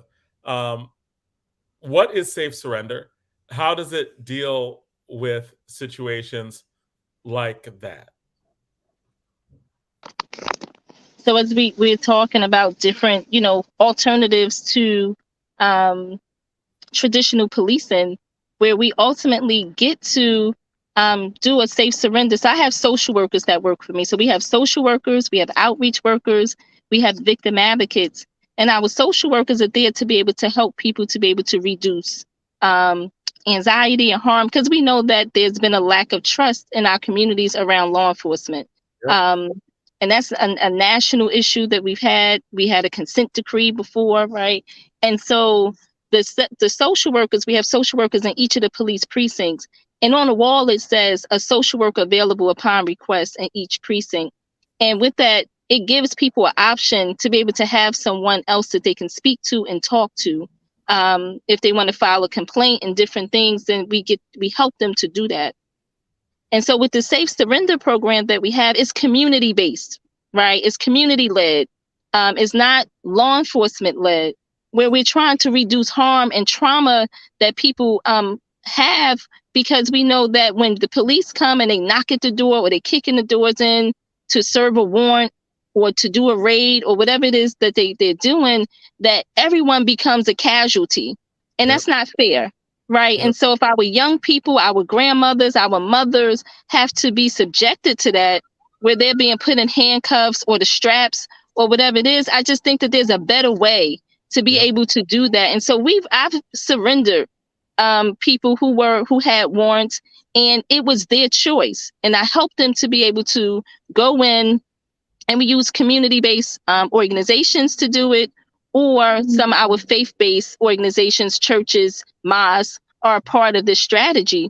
where we call them and to say, hey, we have a person, they want to surrender themselves. Can you meet us there at 3:00 or whatever time we can meet to do the surrender? And it is from my office all the way through to the end, led where the police are taking instruction from my office, and we work together. And because there's some mutual respect down there and access to power, if you will, then they're on my watch. They're on my command, on my instruction. And so they are not just taking the lead, being aggressive, and just arresting a person.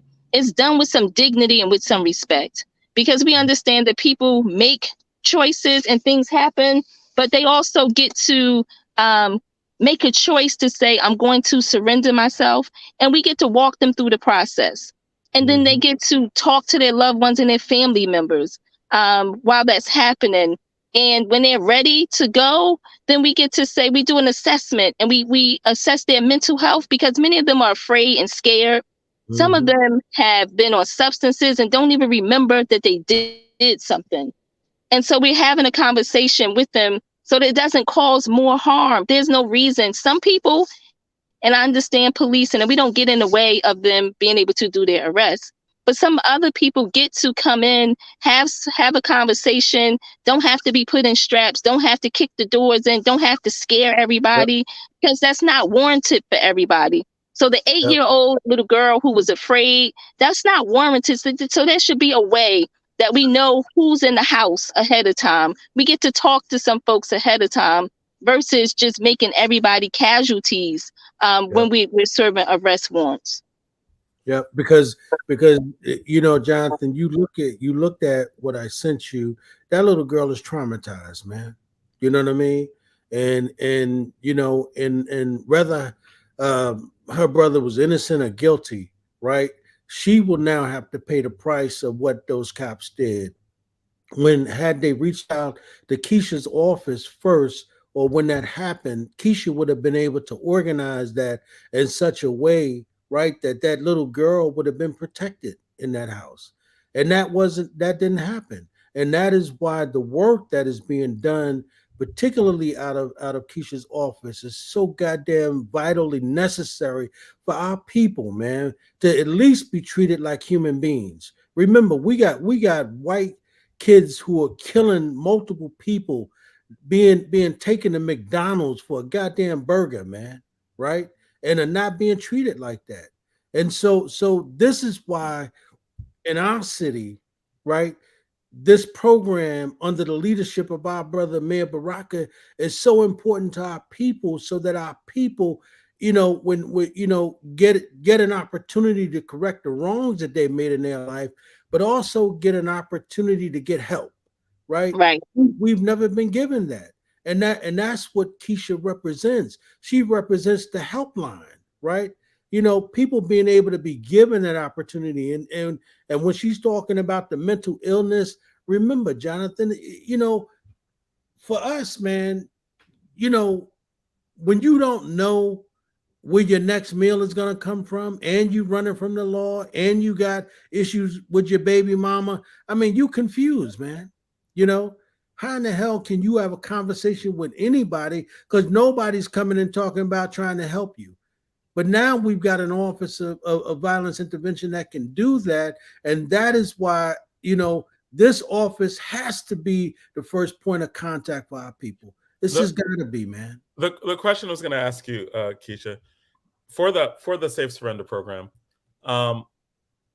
you're telling me that, like, if the police, they're going to execute a warrant, they could literally let you know, like your office know, look, this is the person we're going to arrest. And you could have your community contacts literally contact that person, and they would more often than not come in. Like, why wouldn't they just run or hide, or why wouldn't that make the situation more dangerous? So we have people who are surrenderable, if that's the word, right? And then we have some that are not, right? Some of them are not going to just willingly, you know, turn themselves in. Some of them are not, and you know, they're armed, they're dangerous, or depends on the type of crime or the nature of the crime. But I have surrendered some people who have shot people allegedly, because we don't know, right? They're innocent until proven guilty, right? Who are involved in shootings, sexual assaults, domestic violence incidents, different things. And so we owe it to people to be able to make a choice, right? We owe it to people to be able to not become casualties. And a lot of times, if it's a violent crime, then sometimes they're unsafe. So it's important to get them off of the streets because they're not safe in the streets, right? And so it becomes a safety issue for everyone. So we're trying to keep people safe. We're trying to have people have dignity and respect. We're trying to have people not be traumatized. I've worked in the field of social work now for over 15, 20 years. And I worked at an agency one day and I was doing a home visit and the police came in and they put me in the straps as well. And I was a worker. Hold on. I was a staff member. Yes. Oh. When they were serving a warrant. Wait. Let's back this up. You were a worker, right? Like this is a long time ago when you were a social worker, young social worker. Right. You went into a house. They went to execute a warrant and they put you in straps? Right. I was there doing just a home visit and I just happened to be there while they was executing a warrant. And then they had to call my supervisor to verify that I was a worker or a staff member for the agency. But they ultimately told me that that's the protocol, right? Everybody has to be secured. Everybody has to be put in straps until they clear the scene. And so I just think that there has to be another way to be able to do that. And I understand for their safety, they're doing what they're doing. But on the other end, you are humiliating people, you're scaring people. And if you just ask some questions, if you just talk to people first versus, doing the protocol, I just think that there's just some things that need to change. So I've been on the other side of that in terms of being a person being put in straps while they execute a warrant for someone in a working capacity. Right. And I've seen it and I've been pushing back on it with the prosecutor's office, with the Newark police, with other law enforcement entities around that practice. And so I think that it depends on what it is that the search warrant is for. And then we talk about before those no knock warrants, right? Where they don't knock and they're just going in to get people. But we know in our communities. Like that was what happened. That was like what happened with Brown and Taylor. Right. Right. And we know in our communities that, we ultimately are always on edge for the cops or the robbers. Right. And so people are trying to keep themselves safe. People are on defense all the time. People are in survival mode. And I just think that if we have a better way of approaching some of these things, then we can mitigate some of the harm that we cause that's long lasting. The effects are long lasting. And so we really need to be able to help our young people, our 8-year-olds, our grandmothers, and people who don't have anything to do with when they're executing a warrant, being in harm's way. So there has to be an alternative. There has to be a better way. We do a safe surrender for people who want to come in, or the family members will call and say, hey, there's a warrant for my uncle, my cousin, my son, my granddaughter, or whoever it is, or the people themselves know that there's warrants for them. And so we work with some of our community partners as well, some of our local street folks who, sometimes have people that they want to, surrender or bring in. And we do it in a way that is led by us, led by the community, where we take the lead on it and we make sure that the person is safe from start to finish. And it's done with dignity, it's done with respect, it's done with humanity. They get to kiss their babies before they are, taken away. The police talk to them. They read them their rights. They give them some options and alternatives. They allow them to, write their phone numbers down. And if we're in a house of worship, they get to have prayer before they're taken away.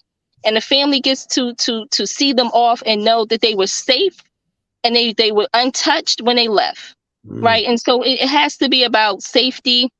It has to be about protecting people's rights. It has to be about not causing harm, more harm on top of harm, or more trauma on top of trauma. The person is already afraid and scared.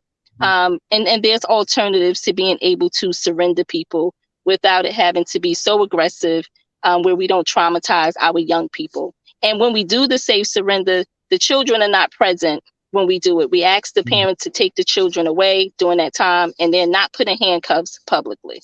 Mm-hmm. So you're literally talking about a situation that recognizes everybody's dignity, Right. the dignity of the family, the dignity of the perpetrator, the dignity of not victimizing more people based on more trauma, right? Right. Like it seems like that whole it seems like if people actually have a choice, that because people often don't surrender because they're scared of just getting beaten by the police. They don't know how they're going to be treated when they get in there. Like very few people will walk in by themselves to a police precinct if you Right. have a warrant, right? Because you don't know how you're going to be treated. There's not an incentive to surrender if you do not know how you're going to be treated when that happens. The other part that, just for clarification, when people get warrants, they already know it, right? Like, in other words, they know they have warrants out. Yes, most times they do, because by the time they find out, a lot of times the police have gone to several places looking for them already. Okay. And so they'll know that, they're looking for them, or that they have a warrant. Or if they don't know, then we can help them to check and confirm if the warrant is active or not. And in some cases, Jonathan, you don't know. You can have, if you miss the court date and you forget that you had a court date, sometimes you can get issued, a warrant for not showing up in court. And now all of a sudden, because remember, sometimes you have real emergencies where, you got other things going on in your life and you miss your court date, but you didn't know that there was a warrant that was issued for your arrest, and you just don't follow up on it. And so now you got a warrant out there for you. I can tell you, I actually had a warrant out for, I don't know if you remember, Jonathan, I had a warrant out for my arrest for a parking ticket in the city of Newark, maybe 20 some odd years ago. Wow. And I went to the police department, right there at City Hall to find out about the ticket. This is real life, Keesha. This actually happened. I went there to find out about the ticket. I'm sitting there talking to the detective. He comes and put handcuffs on me. Right. And he told me, he said, did you know there was a warrant out for you? I went through the whole process. They took me down in the basement, locked me up, the whole thing. I was down there for a number of hours, had to post bail, right? Over a traffic ticket. Over a parking ticket. It was a parking ticket. I didn't even know about the parking ticket, right? So sometimes that does happen, right? Right. But think about it, John. For me, if that had happened to a young woman who, let's say, have never been through that kind of stuff and were not prepared for that, how traumatizing that could be. Because, even for me, I'm down there and I'm down there with real criminals. People have actually committed crimes, right? And I'm in the basement with these people. And everybody know in the city of Newark, the basement down in that particular jail right there is very famous, right? But that could happen. This is why this work is so important, and some of the comments people are making, because in our community, people want the kind of services, right, to get our lives together that this particular organization offers to our people. We've never been given this level of dignity to be able to surrender ourselves and get our lives together. The other part of it is that we've never known where to go get help at, Jonathan, right? I mean, we just, imagine somebody saying, listen, man, I'm gonna help you get that bad part of your life straight. You figure out how do we get that straight for you. But hey, man, when you come out, here's what we're gonna do. We're gonna figure out a way to get you a job, get your high school diploma, man, get you some training, get you back in the game. Right. And that's another thing, Keesha. We're going to have to start talking about some of the successes, right? Right. We're going to start showing these people who have gone through this and who are successful because of the work that you all have done, and even the lives that you all have saved, right?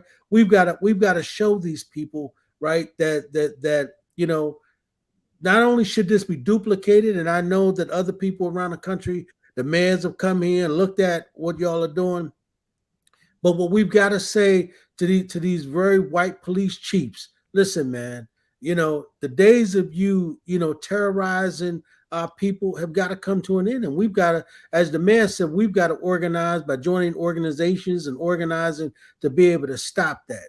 But I think that if we can continue to show this work and put as much, because even when you talk about it, Keesha, I feel it. When you talk about, being able to help people, to talk to people, walk people through the process, because that process, when you go through it, is very scary. Most people are mean. Right. They mistreat you in that process. They talk to you very, very demeaningly in that process. But if you give people the dignity to be able to do what you just laid out, more of our people would say, man, I just want to get this stuff behind me. Right. I was going to ask you about how the office, because you're public health, right? And you work with public safety, which is policing. I know that Patterson also has a similar setup. They have the Patterson Healing Collective, which deals with public health, and the police deal with public safety.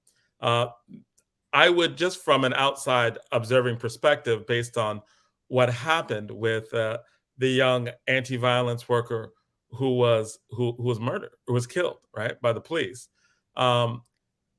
It seemed like they worked together, but they didn't have a good relationship. From what I hear, the people who were involved in anti-violence were trying to intervene on the behalf of a worker who was going through a mental health crisis, and the police, who they ostensibly should have a great relationship, did not let them intervene to save his life. And they ended up killing someone who was a public health worker who worked to, decrease violence within the very city that these police officers worked. What are the challenges with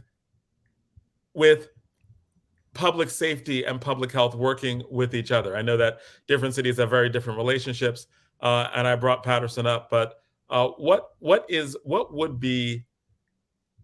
the challenges in dealing with public safety, especially in light of the whole national conversation of defund the police, the national conversation with police unions?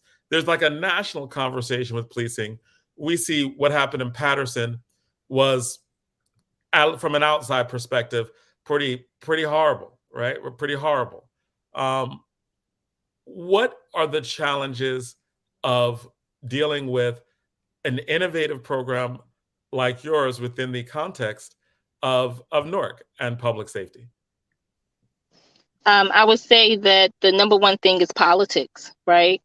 And so where do these programs lie? Where do they sit? And so we didn't always have an easy road in terms of the city of Newark. So as we declared violence a public health issue, at first I was working under the health department and building it under the health department, where it really should lie and where it really should sit around mental health and emotional health and services. But if we are reallocating a part of and repurposing a part of the police department's budget, then people say, well, why don't it just sit under public safety, right? And so the truth is that you have to have the relationship. You have to have the relationship with your ultimately your health departments and your public safety departments and city government.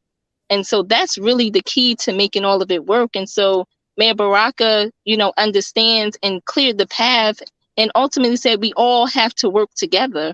And so it doesn't work if it's one or the other. It has to be all three. And during the time when I was building the office, Dr. Wade was here, Brian O'Hara was here, and I had excellent relationship with these directors and leaders, and they helped me to build the workout from that perspective. And so with the Patterson Healing Collective with Najee Seabrooks, who was shot and killed, by the police there, they were there as workers. And so it has to be about mutual trust and respect. Do they trust that we can do this work? Do they see us as viable partners? Do they see us as credible messengers, as credible and credentialed? And so when they have a crisis intervention team on site, do they see you as a crisis interventionalist, as a first responder? And that's a real place. And so ultimately how they see you, how they place you, is ultimately how they treat you. And so that treatment has to be seen as a place that we are valuable. We are valuable in the community. We're valuable to the people. And some people will say, no, call the police. I don't, we need more police. But then we also need more mental health people, social workers, people who can do problem solving, people who can do conflict resolution, people who can just de-escalate a situation. And we're communal people. And in our communities, we have to know you. And so the minute that they see certain people show up, they're okay. They'll calm down. They'll do whatever you need them to do. And so we know that the law enforcement, EMS, is very scary to people who have mental health issues, because they have issues around, I don't want to go to the hospital. I don't want to go to jail. I don't want to be locked away. I don't want to be locked up. And so it escalates a situation. And so if you just let their family members talk to them, if you just let the mother talk to her son while he's in crisis, he's not going to do anything to his mother. Like, let the people that he like and love, they listen to, let them be a part of your response, a part of your intervention. Don't push them away and move them away. And I know that law enforcement feel like they have to protect everything and everyone, and they take over the scene. But there has to be some shared responsibility, and they have to see us as a partner in the work to say, hey, I got it. Let me do it. And so there was a officer that we have trauma to trust with in the community, because we train law enforcement on trauma. And there was a person who had a mental health episode. And the officer said, I was so glad that somebody from the North Community Street Team was there. I'm so glad that someone from the Anti-Violence Coalition people was there, because I didn't know what to do. And so once the person came back too, they said, oh, I'm so glad that you was in that trauma to trust class, because you probably would have shot me not knowing what to do. And so when you have law enforcement community in the same rooms together, and they speak the same language, they have the same training, they are engaged and they understand each other's work, you can go to a call. And if it's a suicide call, I can say, let me go in first. I got it. And I just need you to stand by and bring the person out. We're going to put them in the ambulance and we're going to get them to the hospital. And you trust that I can do it. As a clinician, as a person in the community, as a credible messenger, as a resident, as a family member, but I understand that there's safety precautions, but we just have to be involved in it. You can't take over the scene, and then the people who are there that could have helped save Najee Seabrook's life was right there, and they feel helpless and hopeless that they weren't able to help save his life. And so we have to share this work. We have to share and know who's better suited to be able to do certain things. And trust has to be there. And so politics and trust is at the root of all of where these offices sit, where the funding comes from, how it's respected, how it's looked at. And so the mayor does an amazing job of saying the Office of Violence Prevention, the community-based organizations, right, have to work with law enforcement, meet with us, talk to us. We're in meetings together. We're sharing information in terms of, hey, this is happening over there. Put this over here, and being able to come up with strategies together. Like, it has to be shared. It has to be a shared effort. It can't work one or the other. And people have to see the value in community and community-based public safety. And we're not there yet, right? People still want to see more police officers. And so they still need to, we have to get more buy-in from the community, that community strategies work. The people who are in the community know what's going on. Law enforcement come after things happen. But what do we do before? Right. What can we do before law enforcement has to intervene? And Jonathan, the thing about Brother Najee, may God be pleased with him, this brother was having a mental health crisis. Right. Which signifies to me it was not a dangerous police matter, right? Says to me that people like Keesha should have been on the scene. Well, I think that said that they were there, but were not allowed to come in and communicate, and particularly he was one of their own. Right. And Keesha, with respect for you and the work you do, and respect for the Patterson Healing Collective and Liz Chowdhury and the work that they do, they go into situations that are dangerous unarmed, armed only with their reputation, their words, and they live by that, right? Like I think the thing that I don't think people appreciate, whether it be the violence interrupters, whether the people who deal with like safe surrender, whether anyone who does the work in the hospitals, the work to talk to people who are violent, right? People who have killed people, right? Is that you engage with people who potentially are violent, who have warrants against them, unarmed. There's armed with your reputation and your words.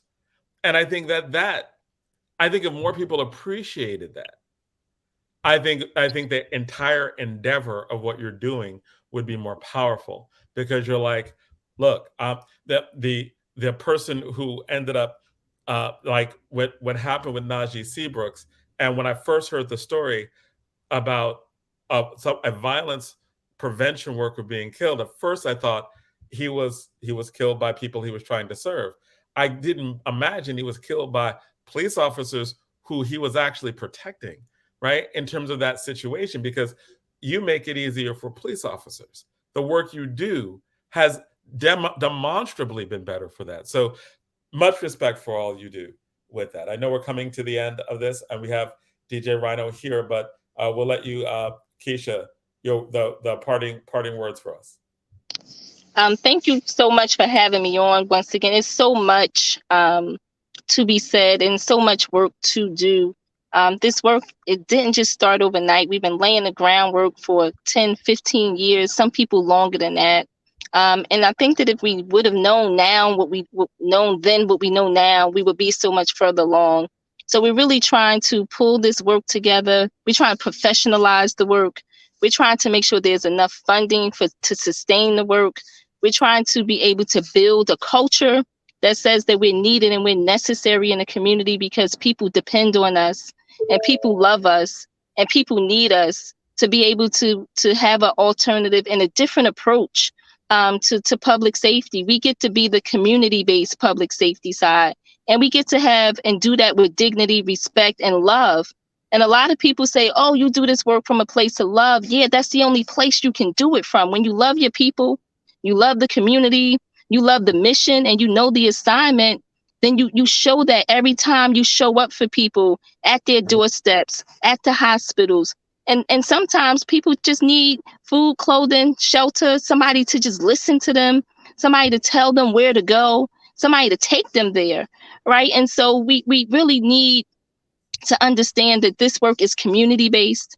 This work is based on really knowing the harm that's happened in our communities for 10, 20, 30 years. We're talking 60s, 70s, and we're talking hundreds of years. Let's just talk about the generational trauma that we've experienced. Let's talk about the historical trauma that we've experienced in this country for years, right? And so it trickles down, and this is just the microcosm of the work that needs to be done. But this work is happening nationally.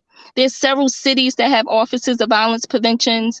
We're building ours very different and innovative and creative based on the needs of our city. We know that we have a city that's rooted in spirit and activism. And even the people that don't agree with us, right? Still the people out there helping people, even when you don't have same ideology. But we know that people need to be cared for, nurtured. And when they're harmed, we get to support them in their harm. When they have trauma, we get to help them with recovery. And recovery may take a long time. We get to go to court with them. We get to go to different places to help them to mitigate their situations. Law enforcement is not doing that. That's not their job. But it is our job to be able to help people to heal from their trauma, traumatic experiences.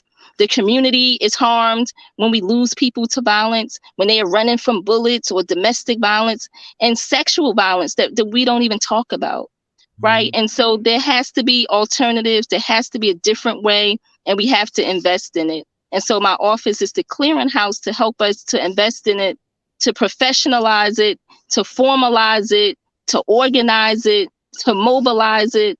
And while we're not perfect, we're certainly trying daily to be able to help the people in the community the best way that we can, and to model this nationally for other cities to know that it's possible to be able to do as we build this ecosystem. Jonathan, and what Keisha just said, anybody who knows the Bible says the most dominant thing of all is love, right? The most dominant, you could have everything else. The Bible says you could speak in tongues, you could have all the money in the world, but the Bible says the most prominent thing is love. And what Black people have never had, right, is love, right? We've never had that from each other. We've never had that from our own families, and that's why when she show up and she's talking about offering them love, Right. they're willing to follow that. And I want to call Keisha Miss Love tonight, and I appreciate you, Queen. And thank you so much. We're going to have you back soon. Thank you for the contacts from earlier. We're trying to work on a really good presentation that I think is going to happen. That I think will be a conversation that everyone should really see. So thank you, Keisha, for that as well. We have been running over time so much. I'm not even going to ask the question. Just Keisha, call out the hip hop artist that you listen to. Okay, she must have already dropped off. All right, but DJ Rhino, are you there? I'm still here, DJ Rhino. My answer is going to always be Tupac Shakur. It's never going to change. Okay. Always, always, always. Well, thank you so much, and love you much. Thank you. And thank you. Hey, Rhino. So how are you, man? Peace. Y'all can hear me? Yes, we can. Yeah, what's going on, brothers? Not much, man. Having some good conversations. One last I know that's a big piece to follow, my brother. But you show you, man. Coming on last. Well, I mean, it's not last today because I know we got the Congressman coming on, but usually I come on at 8:30. Tell you, coming on last after the guest that we have, man, is really difficult. I know.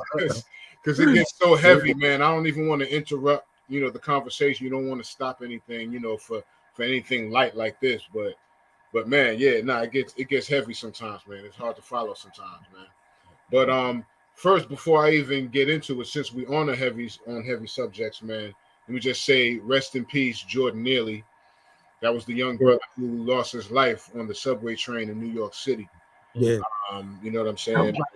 Jumped by three white thugs, man. Yeah. One of them was 24 years old. He was an ex-Marine. I guess he felt he wanted to use something that he learned on somebody. So so the footage went viral. Everybody saw what went down. Right now he's being looked at. He's being looked for. They apprehended him before, but they let him go. But yeah, they need to pull this dude back and man. He committed a crime.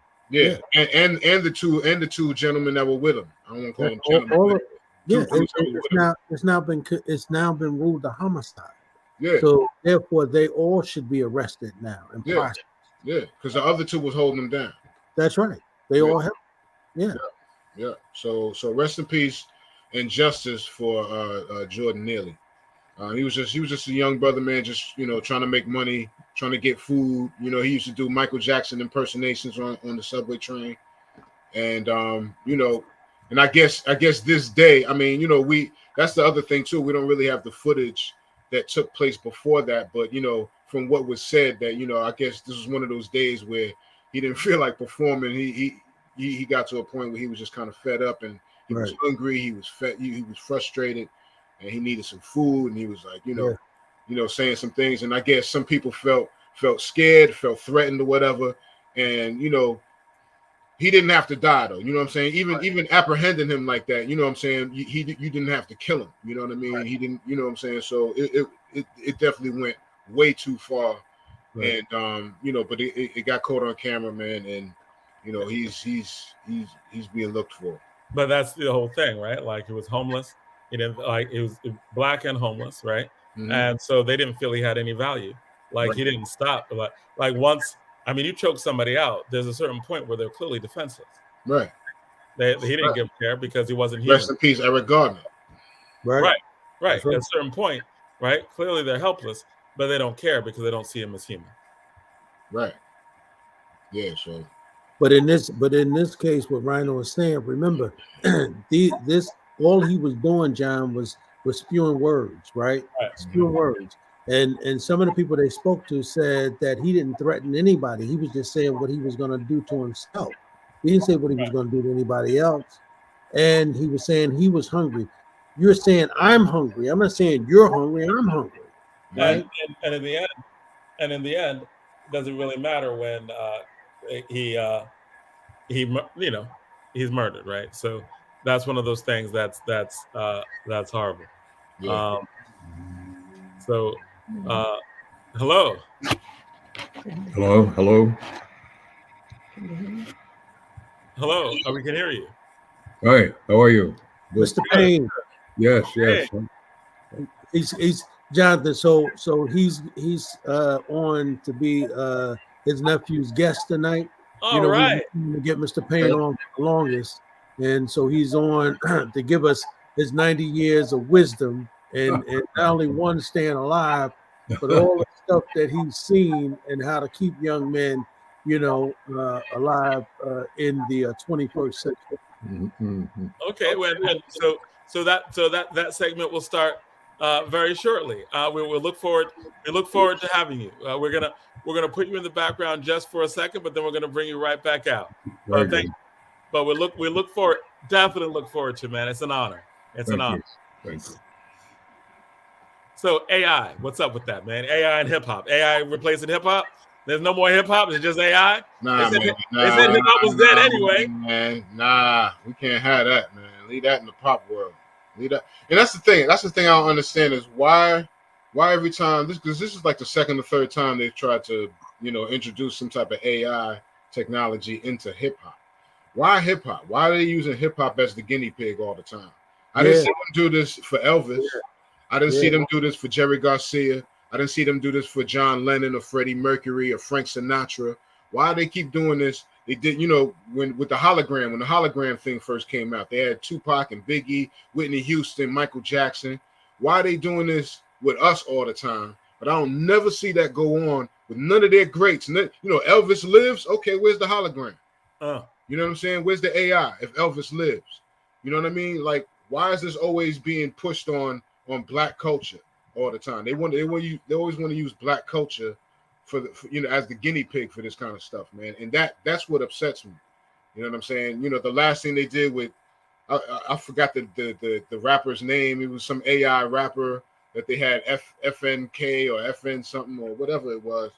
Like, I'm like, come on, man. Like, leave our stuff alone. Do that with the pop world, because the pop world is anything goes. Anything goes in the pop world. You can have auto-tune, you can have anime, you can do whatever you want to do in the pop world. You can do all of that stuff in the pop world. Leave that to the pop world. You know what I'm saying? Like, introduce that to the pop world first.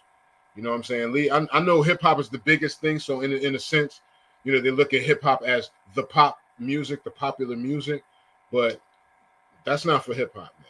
That AI stuff is not for hip hop. It's really not. And I know I saw Timbaland, he did something with Biggie's voice. I heard it. It's not whack, but it's nothing special either. I didn't hear nothing special about it either. It was just okay. And also, at a certain point, it's just disrespectful, right? Like, I think that, like,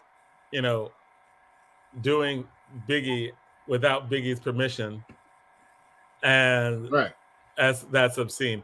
When you have all these when you have all this intellectual property law, it seems like they could get actually sued pretty badly, and that would check a lot of this, because the state would be like, nah, you can't do that.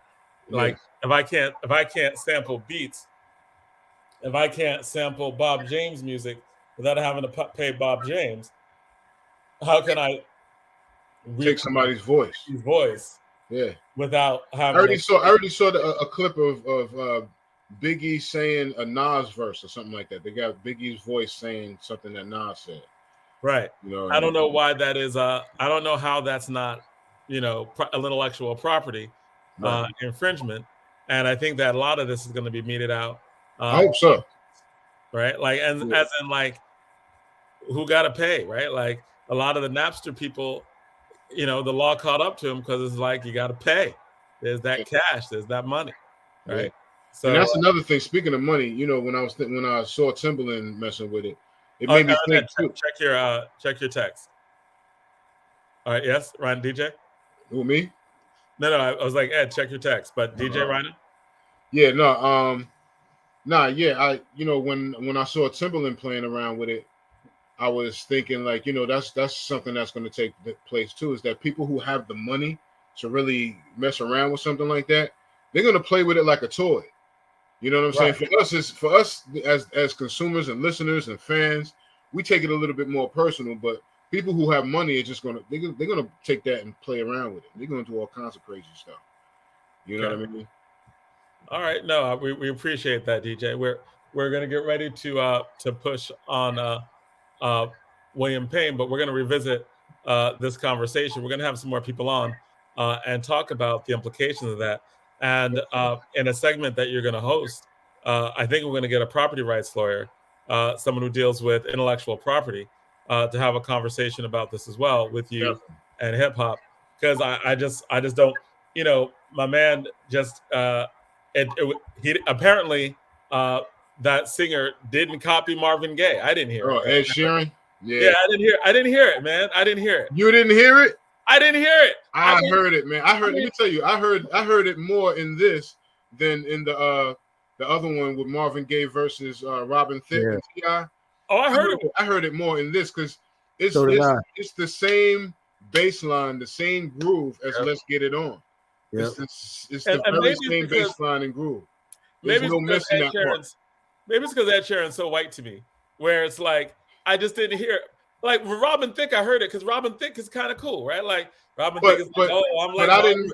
Right? With Robin Thicke, I really had to play them back to back, side by side, to really even hear what it was that they were talking about. Like that one was a little masky to me, man. But this one with Ed Sheeran, it was like, oh yeah. As soon as I played it, as soon as I heard the bass line, I was like, oh yeah, that's Let's Get It On. That's so did I. I heard it. Yeah. Oh, so it's the bass line. The bass line. Yeah, it's the bass line and the groove and all that. I mean, they got bridges and stuff that are different than Marvin's, but that main groove, that bass line, that's Marvin all the way. That's Let's Get It On. They know it. They know it, Rhino. They knew it. Yeah. All right. They knew it. Cool. So we're gonna do that, but stick around, Rhino, because join us for this next section as well. All right. So Ed, we're bringing on. We're going to get ready to start the Payne report. Welcome, William Payne. Hi, how are you? I'm very good and honored, seriously honored to have you on, man. You are a legend. You are one of the legends of running campaigns, political legend. Like you ran this part of Jersey and state politics for so long in terms of what you do. You are a legend. I've heard about you long before I met you as someone who knew what they were doing, knew how to get people elected, knew how to beat all expectations, was someone who was a political behind the scenes, someone who knew how to count numbers and who to win and all that other good stuff, man. So it's an honor to have you on today. Thank you. I appreciate your comments, etc. I don't think I've done anything more than others should have done too. When you reach the age of being able to participate in government and start voting, etc., it's extremely important that we get that message out there. And unfortunately, what I've noticed over the years is that there are so many people that look like us, just simply do not bother to vote and things of that nature, but will say, well, they never do anything for us anyhow. And I've been trying to say over the years that if you do not participate, don't expect anything to be done by those people who are elected to office. Because if you don't help them get elected, and also if you do not use your vote to elect people who are interested in the things that we need, then don't expect anything from them. And too many people that I've met over the years simply say, well, I ain't gonna vote. But the thing that bothers me is that when you go to suburban areas, I've often said that the night before election, the people around table, the dinner table up in up in some of the other areas of our state. They're talking about well, tomorrow. Don't forget, you're 18 or 20 years old now, and make sure that you use your vote. You make sure that you vote. But unfortunately, what we hear very often in the inner city are people saying, "Oh, I ain't gonna vote because they ain't gonna do nothing for me anyway, so I'm not gonna vote." And it's the thing that seems to go throughout many of the communities that we live in. And I ain't gonna vote for that. And as long as you do not vote, they will not do anything for you or us. You go into other communities and people say you make sure the first thing that you do is to make sure that you vote. And if in fact they don't, if we do that, and if they don't, they meaning they who's running for office, they don't do anything for us, then you have an opportunity to get rid of them the next time around. But when I hear over and over again people saying, they don't do anything, they ain't gonna do nothing, I ain't gonna vote for them. That's exactly what the enemy wants us to do, you see. And I've been trying to preach that story for a long time, ever since I was 21 years old, as a matter of fact. For those of you who are my age, we had to wait until we were 21 before we could vote, and then until they lowered it. But that's one of the things I preach, and my brother was a congressman, and so many people that I know. I don't want to get off on that. I've just been concerned about the fact that people don't seem to care or understand that if we do not participate and people are not going to do anything for you, and we get what we deserve, Now you have been a centerpiece in New Jersey politics since the 60s.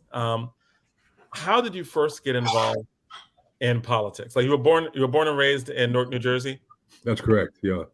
Born and raised in Newark, New Jersey, in the northern part of Newark, as a matter of fact. And we, when I turned 21, I went to vote. I was living in North Newark. I went to vote, and when I went into the voting place to cast my vote, I looked around and noticed that there were no people. I was living in North Newark, and if you know the area at that time, Newark was kind of separated. Then the northern part of Newark, it was predominantly Italian. The western part was predominantly Irish. The central part of Newark was predominantly African American. The east Newark was many people from Spain and places like that.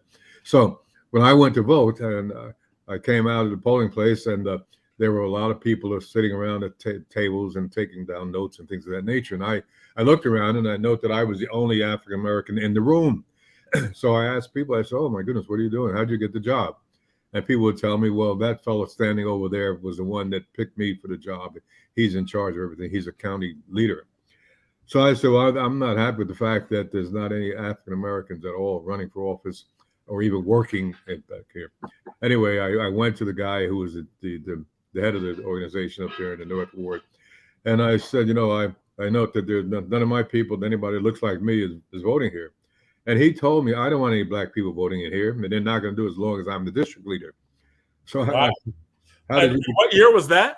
That was, let me see, when was I turned 21 years old? Let's see, if you're good at mathematics, what year was that?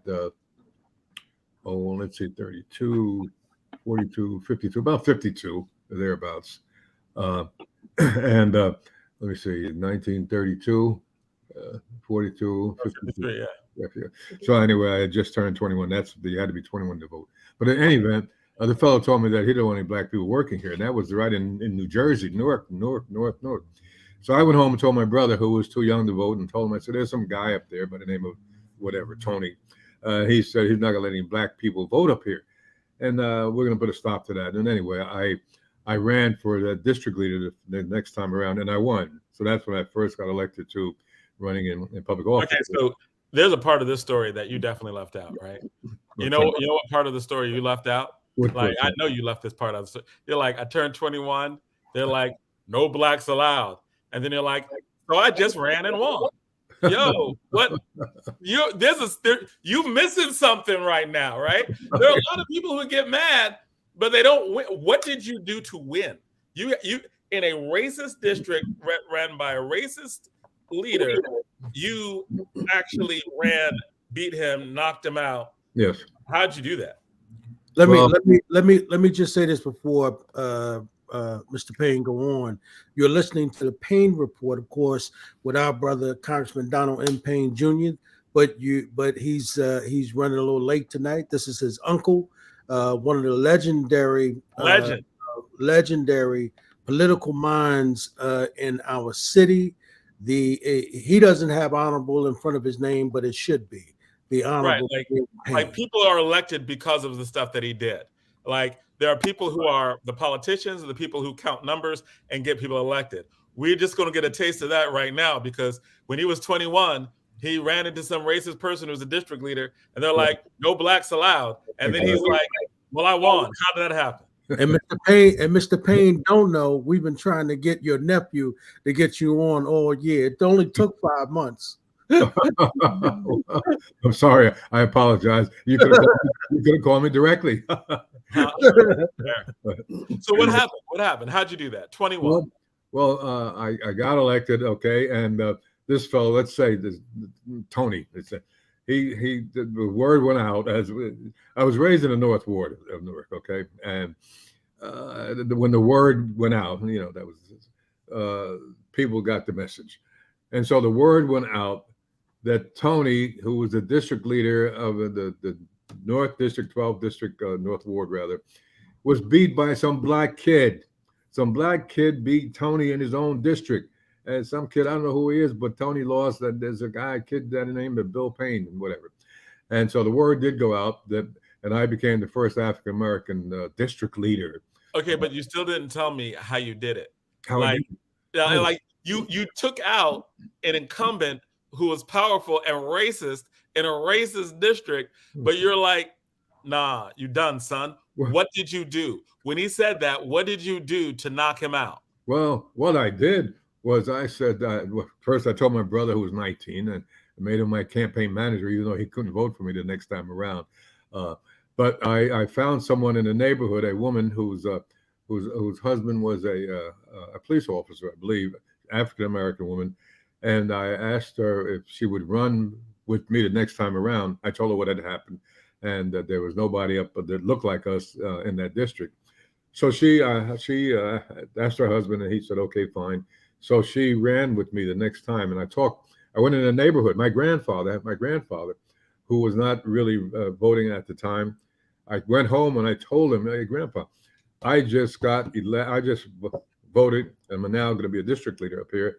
And it's time for us in this house and everybody on our street, which was Peabody Place, et cetera, to register to vote. How can we be living in this neighborhood and have 8 people working on the polling places and nobody that looks like us? And then when we go to vote, we're not treated right.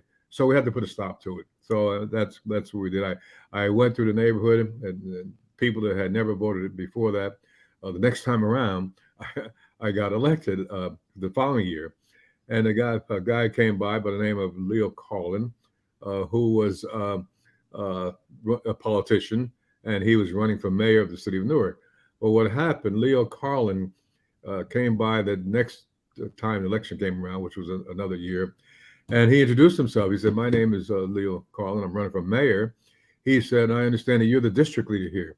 He said, "I want you to know that I got elected. I got elected. That's how I started in politics. I did exactly the same thing." And so the word spread with him. He got elected mayor. I was going to Rutgers University at the time. And he invited me to his private office. I would go down to his office. I would call his secretary and say, tell Leo that Bill Payne is out here to see him. And she said, "Who are you?" I said, "Just tell him Leo, Bill Payne." And every time I did, he was, of course, because he was telling me that that's the way he did it. And I began to spread the word with other people that we, in order to have any kind of influence in this city and elsewhere, is that we have to register and vote. So I went around the neighborhood and I was able to get people who had not voted before, were discouraged about voting, and they voted. So that's when we began to have African Americans in the political party up there in the North Ward and then elsewhere. So, and my brother, 2 years later, he was old enough So he ran, and I stepped down, and he became a district leader and moved to the South Ward, and he became congressman from the South Ward. But yeah, it was something. You see, people just took it for granted. I mean, people that look like me too often were discouraged from going to vote. A lot of the people had come up from the South over the years before that, and didn't bother to vote. And then when I got out there, people, the other community, that didn't look like they thought I was some crazy kid down there running against the organization, and we proved that you could win. And then ever since then, you might know that I've been involved with trying to see to it that we use that vote. I personally knew people. I don't want to take over the whole show, but I personally knew people that died because they voted. I knew. Wait. So let's back that up, right? But hold on a second, John. No. Hold on a second. But Mr. Payne just casually went over who his brother was. He said the next year my brother was old enough to vote. I'm sorry, what's your brother's name? Donald Payne Jr. Oh yeah, the great Donald Payne Sr. Donald Milford. No, he's senior. His son Donald, who was there, that was junior. Right. Donald Jr. Donald Payne Jr. was my brother's son. Donald Payne Sr. was elected after. To go back quickly to the district, I got elected a district leader, and I served for a year or two. My brother then ran. He became a district leader and moved to the South Ward, and he became very active in the political thing. My brother, as you all know, was elected to the Congress, the first African American elected from the state of New Jersey to be a member of Congress. And so that's who he is. And then his son, after the years, when my brother passed away, his son, Donald Payne Jr., became the congressman to replace him. So I was as a matter of fact, when my brother was elected to the Congress, I was a member of the state legislature. My nephew, Craig Stanley, was a member also. So my brother was in Washington, and two of us were up this way.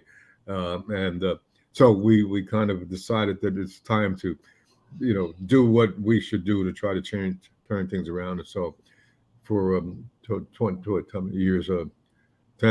10 years, 10 years, I think I served in the legislature. But my brother was in Congress. I was in Trenton, and I use a vote. I get angry. I get upset when I find that people simply don't take advantage of it. And people, it's crazy. It's asinine. And people, look, like I said, I know people. I knew people personally when during the time that I was elected district leader. I was 21 years old. I was also elected as the national chairman of the youth of the NAACP. I was the chairman of the youth of the National Association for the Advancement of Colored People, and I was the chairman of that.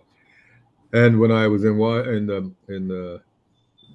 San Francisco at the convention of the NAACP, Dr. Martin Luther King Jr. had been invited by someone to speak at the NAACP convention in San Francisco, and I was, as I said, I was the chairman of the youth at that time, and Dr. King had been invited there. Well, what happened was that the old heads in the NAACP, the older guys, they said that young preacher is not going to come and speak here at this convention. This is the NAACP convention, and we're not going to have him at this thing. He's a preacher, and he's not going to come here. Well, when I heard that, I said, here's a man. Yeah, Dr. King was only about at that time, he was 26 years old, 27 years old. And he had been invited to come. He had just started to bust the situation down south, and he came out there, but they didn't want to let him speak because they're not going to let him speak there. Well, what happened, of course, is I tell you, I was just elected district leader in the North Ward of New Jersey, North New Jersey, and I wasn't going to let a bunch of guys to say that this young preacher is not going to be able to speak there. So I got everybody. I was the national chairman of the youth division. I got all the delegates, young people that were out there with me. We had a meeting, and I said, these old guys, Thurgood Marshall included, we're not going to let this young preacher speak here. Wow! I'm Yeah. sorry. That was a surprise. I was surprised. Oh, were you? Yeah. You? Hey, Wow. Mr. Payne, hold on for a second. Yeah. I want you to continue, but obviously we have to give the show back to the host. Welcome, Donald Payne Jr.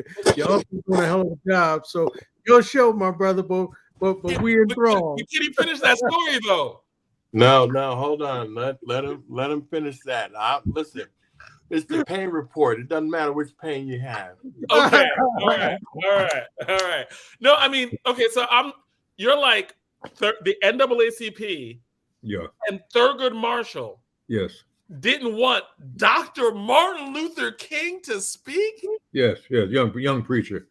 He was only 26, 27 years old. Remember now, John, you're thinking about the Dr. King. You know now. This was a 26-year-old kid they were looking at. He hadn't done all the things he had done. He was moving forward in the movement and getting a great following, which is why my uncle, was saying, no, we know this guy, he's going to be able to speak.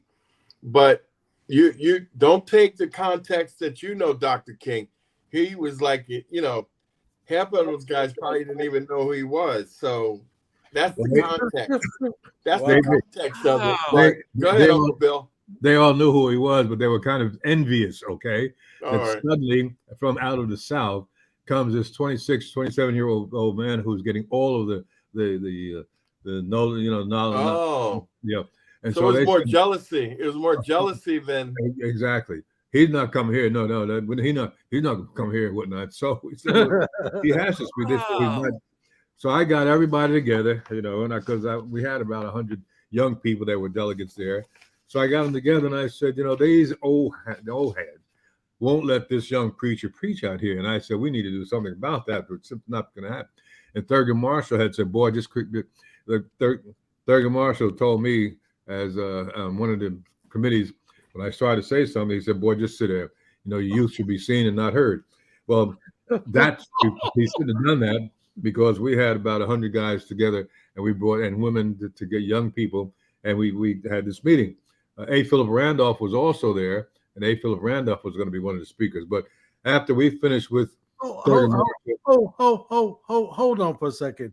Do y'all hear he's dropping names right now? Yes, he dropped Thurgood Marshall. He's dropping Philip Randolph that he was just talking to. Legends, like. Well, and he's rolling off like it's water. Like right. Thurgood Marshall told me to sit down, but I had something for him. Let me show you if I can show you this little. Talking about Dr. King, if you look closely, Dr. King is here, and I don't know. Let me see. Where is he on the screen? Can you see him at all? Yeah, you see Dr. King. Dr. King and Bill Payne over here on the other side. Right. Dr. King had just finished making his speech that they said he'd never make, okay? We made sure that he spoke there. And Dr. King was there, and I escorted him. I introduced Dr. King to the convention. That was the very first time that he had an opportunity to speak to that convention. Wow. And I was the one that emceed that particular meeting with him, and then for A. Philip Randolph as well. A. Philip Randolph was also a speaker that day. In fact, there were three speakers. There was A. Philip Randolph, there was Dr. Martin Luther King, and Bill Payne, the national head of the youth. The three of us spoke there. Here's a picture there's Thurgood Marshall. Now that's the next day after we had our little thing. We brought Thurgood Marshall. He came outside for a cigarette. He's just got a cigarette in his hand, and so we had an opportunity. That's me with speakers. I was the chairman of the youth of the NAACP. Hey, Uncle Bill, I never saw that picture before. You've been holding out. Oh, well, I'm sorry for that. But Mr. Payne, yes. Hold on a second now. Let's tell people who the Thurgood Marshall was. I mean, we got Brown versus Board of Education. Young black kids can go to school. And he was the one who put together and fought the Supreme Court for this to happen. I mean, Yeah. And then legendary. he ended up on the Supreme Court. I don't want to take up the whole thing, but I had the opportunity. No, go ahead, Uncle Bill. When I became the chairman of the youth division of the NAACP, there was a woman by the name Mrs.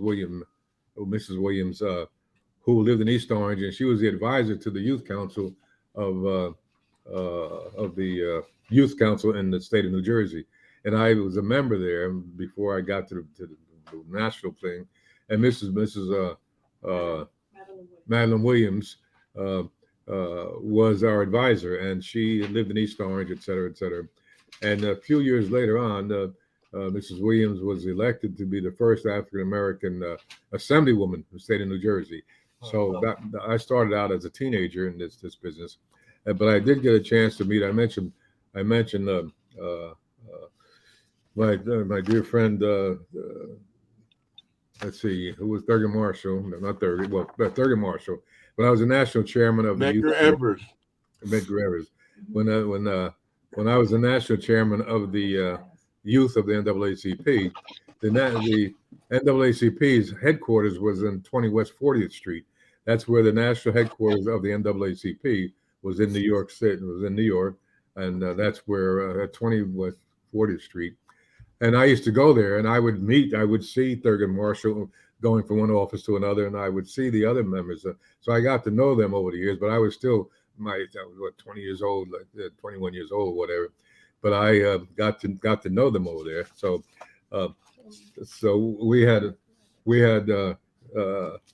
others that were at the that convention out there.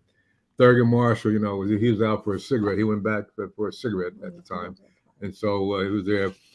But that speech I mentioned about Dr. King speaking, here's a picture of that. I don't know if I showed it. Yeah. Showed. But in this picture, you've heard of Medgar Evers, right? Yeah. Medgar Evers was from Mississippi. He was at that convention, and I got to know him, and I think you can see him. Yeah. Oh, he's up in the top back there. But anyway, Medgar was the head of the Mississippi NAACP, and I got to know him too over the years. And of course, unfortunately, he was killed. I knew a number of people that would kill. I would convention in one year, and the next year would go, and somebody was leading people to register to vote. And they killed him. A preacher down in Mississippi. He told his congregation to meet him at the courthouse, and we're going to all register to vote on Monday. Well, they came by and they killed him. They killed him before he could do that with people. They knew I knew Medgar's, and he was some of the ones I knew. I mean, people gave their life. Maybe that's why, I don't know. I just don't understand how people don't vote, for instance. People gave their lives for that, or people don't get involved. I mean, I knew people personally who knew they gave their lives for this. So anyway, that's what I've been doing. I went to Rutgers University and organized the first college chapter in New Jersey of the youth when I was a student down there. And they threatened me with throwing me out. They said that I was a troublemaker here at Rutgers in Newark, and I was a troublemaker. And Bob Curvin, you may have never known Bob Curvin. Yeah. He was there at the same time. We grew up in Belleville early on. So I was organized and established the first college chapter of the NAACP here at Rutgers University. So they said I was a troublemaker, but anyway, I don't think so. I was very, very happy to have the opportunity to get to know Dr. King, get to know him very well, Medgar Evers, etc. But it hurts because I knew these people personally, and then for them to be lost like that. I went to Dr. King's funeral. Dr. King was in town here the week before, about 7 days before he was killed. If anybody was at Abyssinia Baptist Church the week before he was killed, you saw Dr. King there. He came to speak there, and at that church on West Kenny Street. I came over there with my little car and no place to park, so I double parked in the middle of the street. And if you're around, you know that Dr. King went to South Side that morning, and he went to a number of other schools, and he ended up at West Kenny Street. What's the church over there? Abyssinian Baptist Church. And I had just gotten there and double parked my car.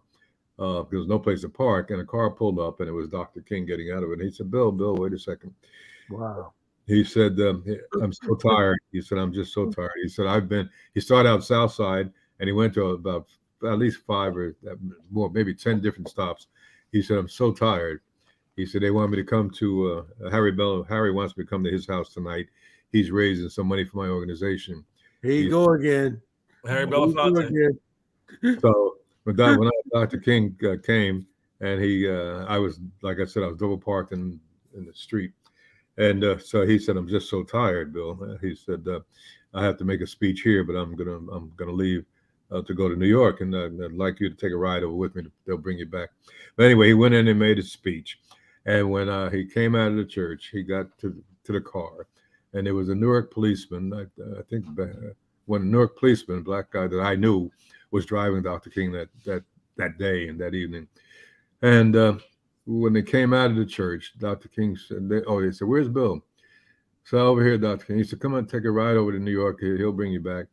I was double parked, and I said, I'm blocking people, Dr. King. I said, I'll see you next time. Well, the last I saw him was when he was waving goodbye out of the back of the window, and I never saw him again alive. I went to his funeral, 7 or 8 days later. But yeah, I got to know him well, very well, and he was exhausted. And so, but anyway, one day I may write a book. I don't know. Right now, what I'm involved in is putting together a statue or what do you call it? A bust or whatever of Thurgood Marshall to be in the Hall of Fame. You've seen the Dr. Martin Luther King building, right? On the new building. Yeah. Well, we're gonna put Thurgood Marshall in a bust there. If you've been, I hope you've been there. If you haven't, please visit there, because we have a bust of let's see, who's there? Wilfredo Ginsburg, the brother who came here for chocolate, John Lewis. Have you seen John Lewis's? We have a bust of John Lewis in there. Well, we're going to get one of Thurgood Marshall. But please visit that building, because what we have there is a whole exhibit of Dr. King's career, and you get down there, take a look. The first floor, it's beautiful. We had a black artist, a black woman, who designed it, and you'll be proud when you see it, that we are honoring Dr. King and a bunch of other people. But anyway, I was involved with this stuff since I was a kid. Got to Rutgers, almost got kicked out of Rutgers for doing it, and a lot of stuff like that. But and when Larry Ham decides to have the programs in front of Dr. King building, and I'm there, even though I work there. The sheriff once told me, "Hey, Payne, you work for the county. What are you going on? I see you outside with again. What go, Payne? Come on." I said, "Well, you're gonna have to arrest me. You have to arrest me." But we need to have people stand up on this. But anyway, for me, it's been incredible to have an opportunity to participate in these things. But I just can't get enough people to come out and understand that it's the vote that counts, doggone, the vote that counts. And if they don't like who they like, then turn it to somebody else. But just don't let the vote go. You have to use that vote, doggone it. And we don't do it, then we just people. My last thing I have to say, I knew people personally. I knew people personally that died. They got killed. They died. I knew Dr. King. All right. I went to his funeral. I knew the other people who. Oh my goodness, Medgar Evers. I mean, I knew them. All right. I mean, Jesus. But anyway, so there's a lot of. There's a question that I have actually for Uncle Bill. James. Yeah. Uncle Bill, why don't maybe let these young guys ask you a couple questions Sure. that are on their mind. Sure. Thank you. Good question, right? And this question is for actually could be for both Paynes, right? When when Donald Payne Jr. first ran, right? And there, I know he ran against a large field. Many thought, right, like in terms of the critics, pundits, they thought that Ron Rice was going to run away with it, right? And when the election came, it was a blowout, right? Like the Paynes like just demolished. It was like it wasn't close, right? And many people said it's because the Paynes understand politics. They understand the vote. They understand how politics works better. What was the actual like vote counting strategy? Because I've heard this for a long time about Bill Payne, right? I've heard that for a long time that you were a strategist, that you were like, and this is a Payne trait, right? This is one that's passed down, that you were a strategist, that you were a thoughtful political organizer in understanding politics. So when you're saying vote, it's more than voting, I think, with you. I'm guessing, right? Like there's a strategy for politics, and I'm just asking for some wisdom in that. How did you win then, and how is that connected to your overall philosophy of politics? Can I start, Uncle Bill? Yes. Go ahead. The thing is, the strategy that you're talking about is for some reason, and I don't know, it's in our DNA. We just have a strong compassion for people, and our people, and all people. But we care about people. It's not the politics. The politics is the vehicle. The politics is a vehicle that is in place that we have to use in order to help people, with their quality of life, and making sure they have the things they need, and to benefit from this country like other groups have. So the politics is a vehicle, and if it wasn't politics, if it was something else, then we would probably be doing that. But politics is a vehicle for that, and that's why we do what we do. And I just was fortunate to learn from my uncle and my father. I got to watch how this is developed and what is done, and living in it, that that I'm able to do what I do. But it's really a care for people that we have, and and then we move on from there. Because I know when my uncle told you about him being a district leader, and he just happened to ask the guy, "Oh, how do you get this job?" He had to talk to the big guy over there. He said, I run it. And so my uncle's like, "Oh, well, then if that's the case, so what do you have to do? You run for district leader?" So because there were jobs that came out of that. And so this guy was saying, like, I control all that. And so, knowing my uncle, like I know him now, knowing him at that age, he's probably, "Oh, you control it." "Oh, right. Well, guess what?" And, I don't know how far off base I am, Uncle Bill.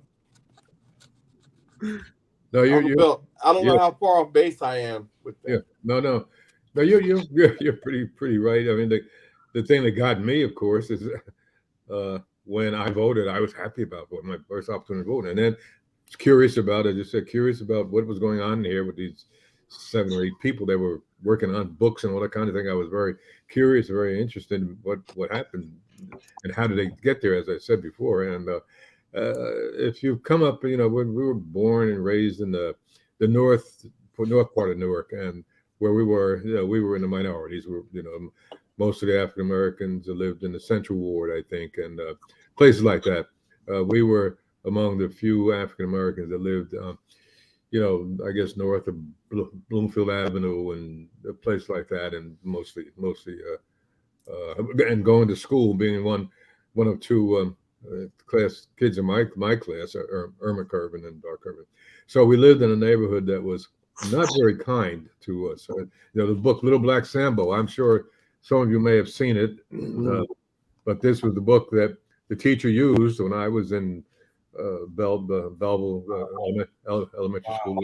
You know, Little Black Sambo, and she, you know, and I was one of the Bob Curvin sister, and I were the two blacks in our class, and there's other ones with white kids. And what happened when the teacher told the story, all the kids would point at us and laugh and giggle and all that kind of stuff and make fun of it.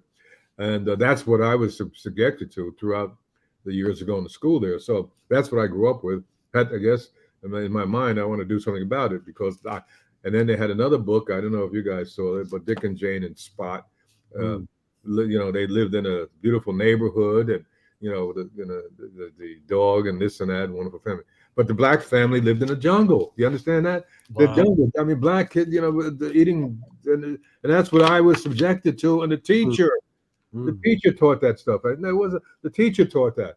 And so Bill Payne and Irma Curvin sat in the class, and so many other the few black kids that were there. So I grew up with that. I had to do something about it.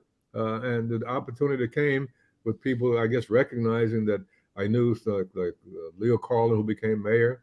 He supported me. I was at Rutgers at that time when I was a district leader also, and I used to speak in my public relations, my political class, political science classes.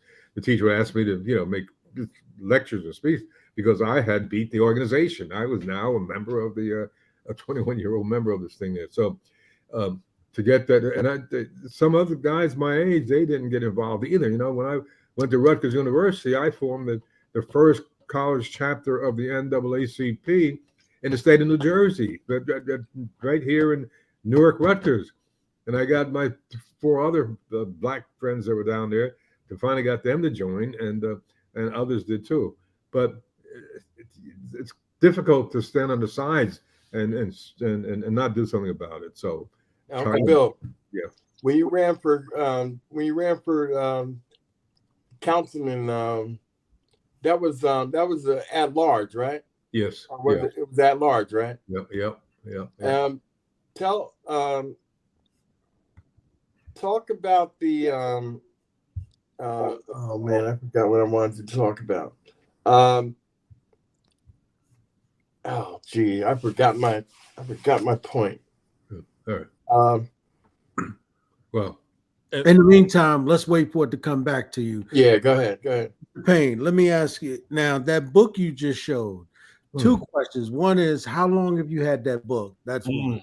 And then 2, what did you report me to the library? Huh? You might report me to the library. Okay. What did the teacher use that book for? What when she would use that book in class? Was she teaching you how to read, or what? No. Well, the teacher would say, "Oh, now I would tell you a story about the story of Little Black Sambo." Okay, and so and so the teacher would come out with the book and hold it up because we were in 2nd and 3rd grade or whatever, and you know, the story was about this black family that lived in the jungle. Now here's the son. He's the son of this. Isn't it cute? That's the son. So, wow. Yeah. Oh yeah. And so the other kid, the white kids, would, and this was the mother. The mother, she was fixing the breakfast or pancakes or whatever she was fixing. But that was the mother, yeah. And so anyway, that's the white kids. Oh, look at that. And I have another one here. And I'm just taking a wild guess. The teacher was white. Oh Lord, of course. Do fish swim? This is wow. Yeah. Oh yeah. And so the white kids would laugh. Oh, ha, that's funny, and they would point at us. You know, the 2 black kids. They would all turn around and laugh and turn. And they did that foolishness, you know. And then they would come up with the other book, Dick and Jane and Spot. Dick and Jane. Oh my God, Dick and Jane, and they're playing and they're pretending, and look at the wonderful that they got a dog and all that kind of stuff. That's a white family. And let me see what else do they have in it. Oh my goodness, what a wonderful family! Look at that, isn't that great? And the black kid, the story that can you imagine this story after tell the story about the kid in the jungle, okay? And that's what they were doing, and that's what that fool down in Florida is trying to do too. And so Mr. Payne, right? So DeSantos, and that in South Carolina, Tim Scott, they said that the issue with teaching young kids Black history and correcting what you showing us is that it would make white children feel bad, right? And they called it indoctrination. So you understand it was okay for them to make us feel bad, make your generation feel bad coming through. However, they're saying if somebody go back now to correct that, what they're saying is that it would make young white children feel bad. Wow, Lord have mercy. Have you heard of the legislation, the Amistad legislation that I By the way, Mr. Payne, do you see Principal Kafele asking you a question? I'm sorry. He said, Brother Payne, he said, given you being in a classroom with a teacher using Little Black Sambo, what are your thoughts on the implementation of Amistad today? That was the impetus for Amistad, what he's talking about. The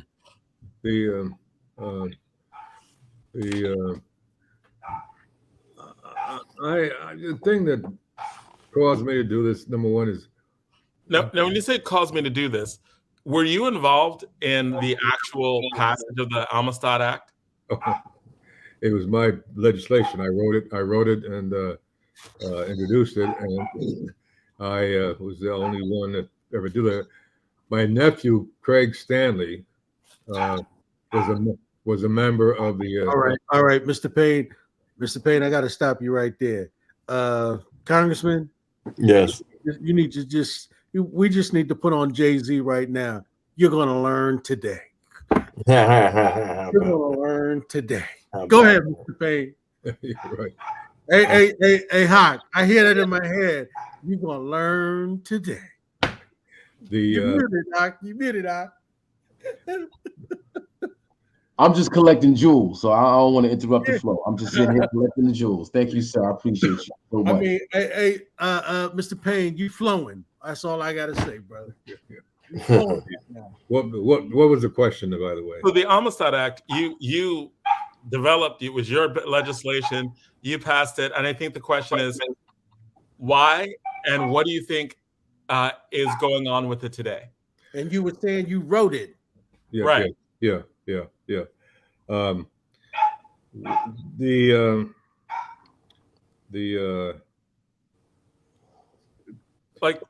Like when you what was the reason why you wrote the legislation, and what did you expect from it? Well, the movie The Amistad came out somewhere back there. The movie with where the enslaved people were captured, and then they got up to New England where they were, and of course they were freed eventually. And I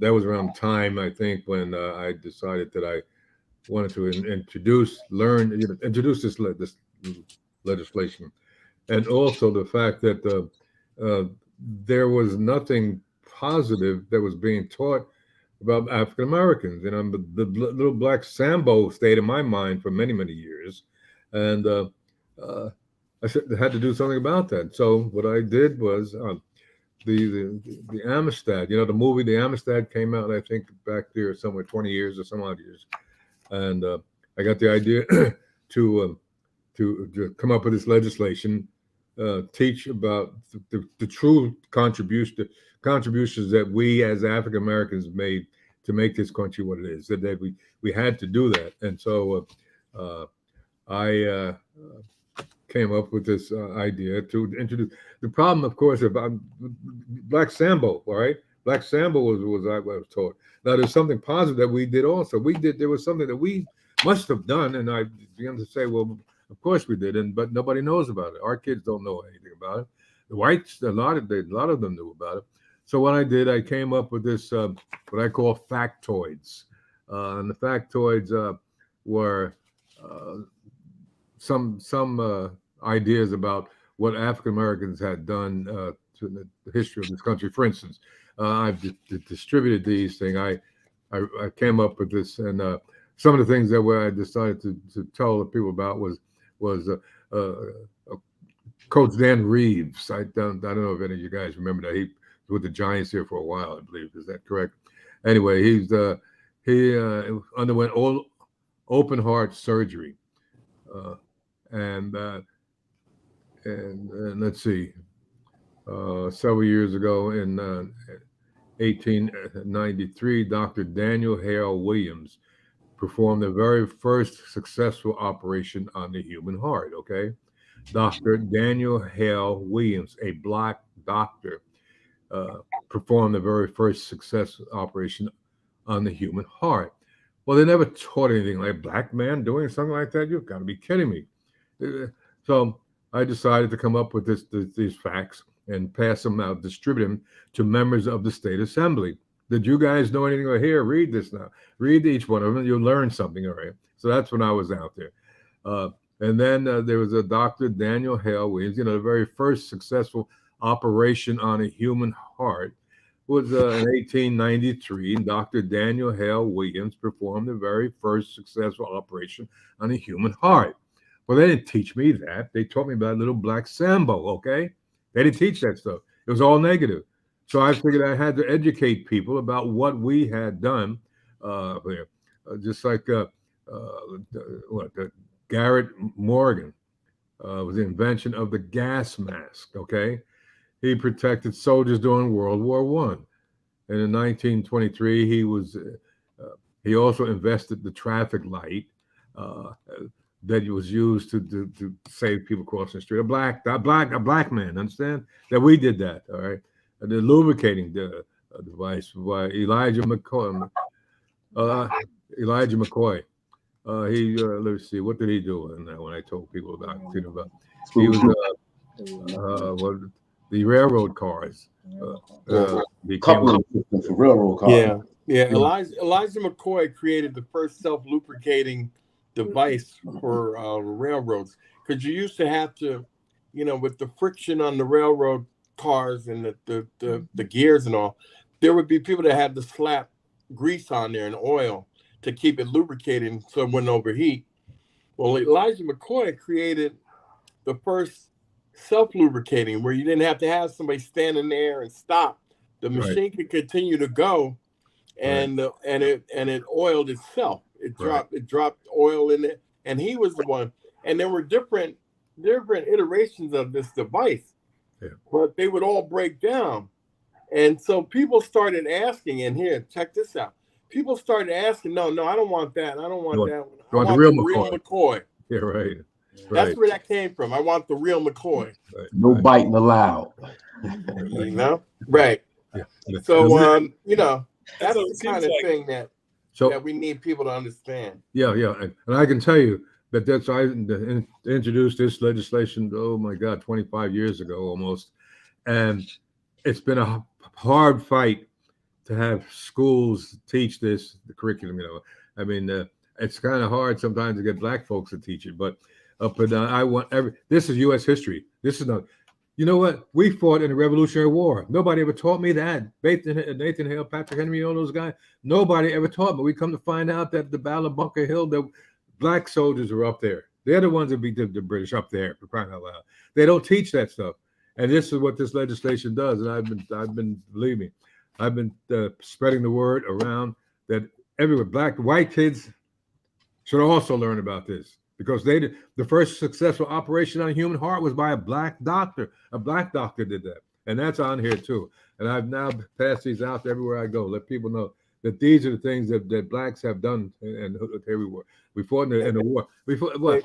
The Tuskegee Airmen. What about the Tuskegee Airmen? We fought in that war and nobody gave us credit for that. So now this little card that I have passed it out everywhere I go teaches what you mean to tell me if blacks did that? You mean to tell me? Yes, they did. And this is what we have. Uncle Bill, Yes. I remember what I wanted to ask you. It was with respect to Ed asking about, Johnson asking about the politics that we've been in. Just tell them, when you ran for councilman at large, the people that you got involved in your campaign that started with the Bill Payne Civic Association. Name some of the people that used to come to my house on Bach Avenue for the meetings. Ken Gibson was one. Bill Walls, who was an attorney. Ted Pinkney was one of them. Pearl Beatty. Pearl Beatty, of course. Pearl Beatty. Some of the leaders in our community came in to Bach 19. Was it 19 Bach Avenue? No, 14. 14. I live at 19 now. Oh. We moved across the street. Okay. But I just wanted to bring that up.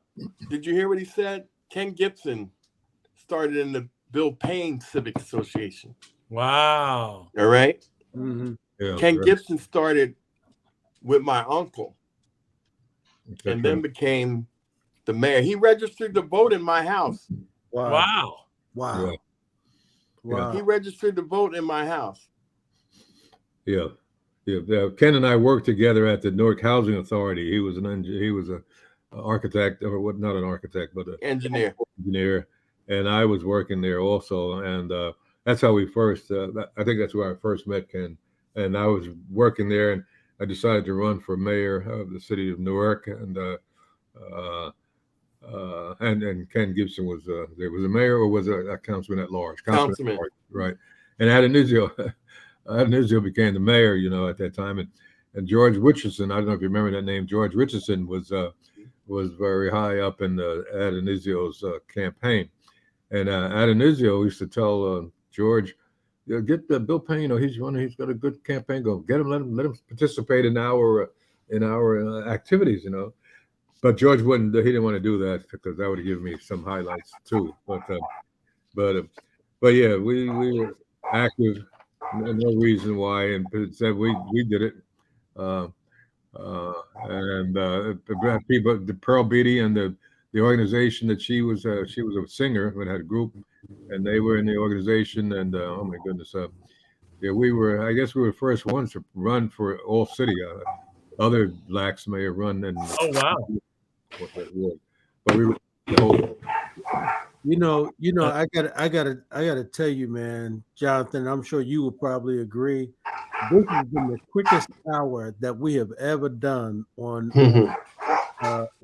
any of the shows we've ever done, but especially the Payne Report. I mean, I've just been totally enthralled in everything coming out of your mouth, Mr. Payne. A lot of history, man. A lot of history.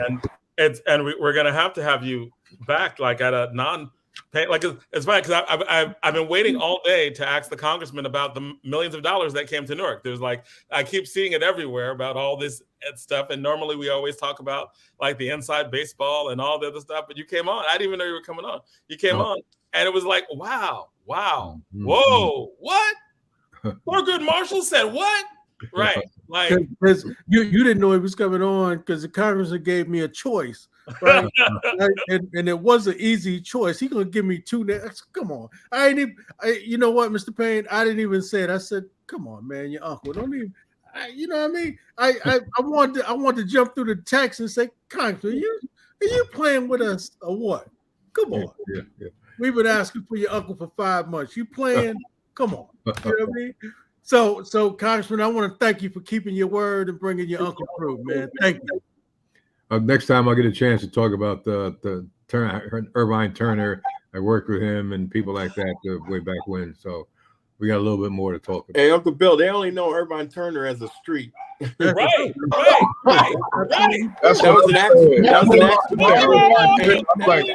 actual person. That was an actual person. Oh my God, hey, that's a real person. Yeah. Hey, Uncle Bill, I also, if you feel comfortable talking about it, also kind of the backroom stuff that went on, about your candidacy and, some folks selling out and, like talking about that South Ward stuff with Richardson and, all that. I don't know how much you want to get into that, but I find it intriguing.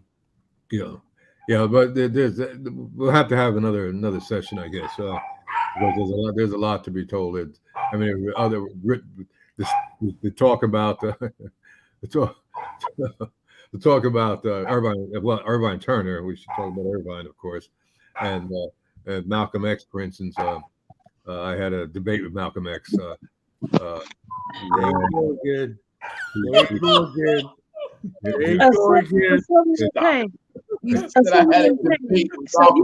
Oh my God.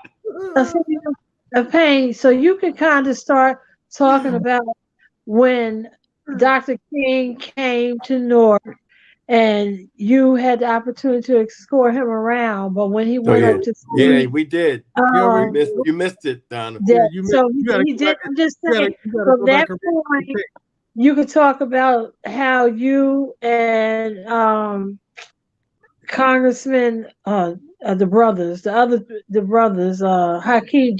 the brothers, the Jeffrey brothers, how y'all grew up together.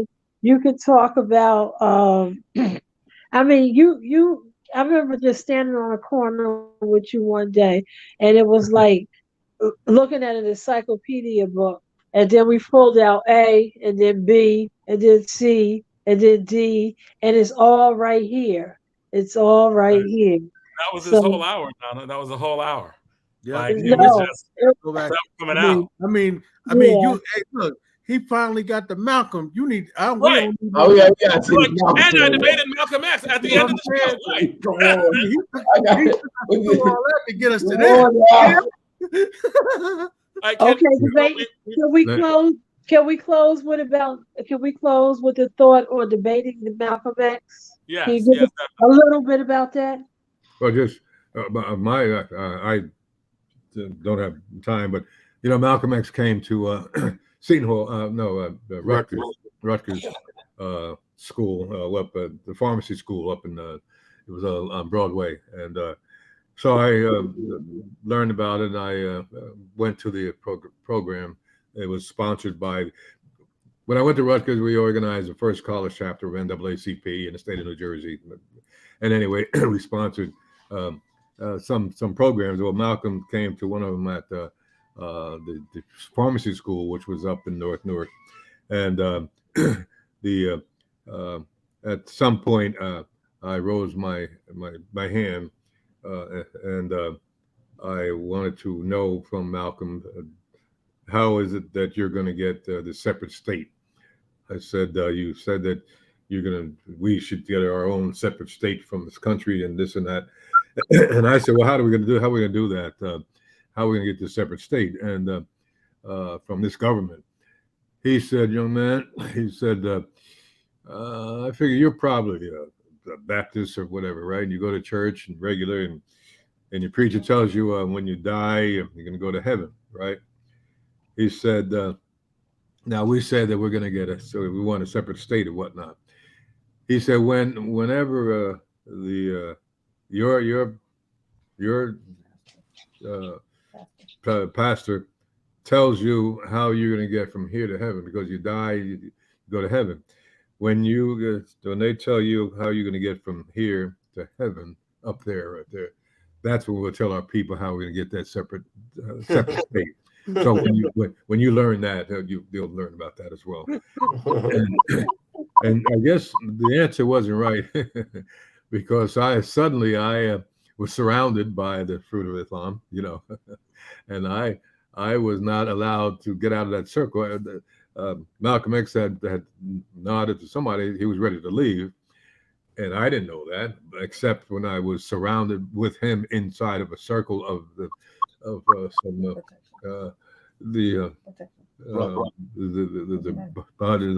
was the group that was called Fruit of Islam? Yeah.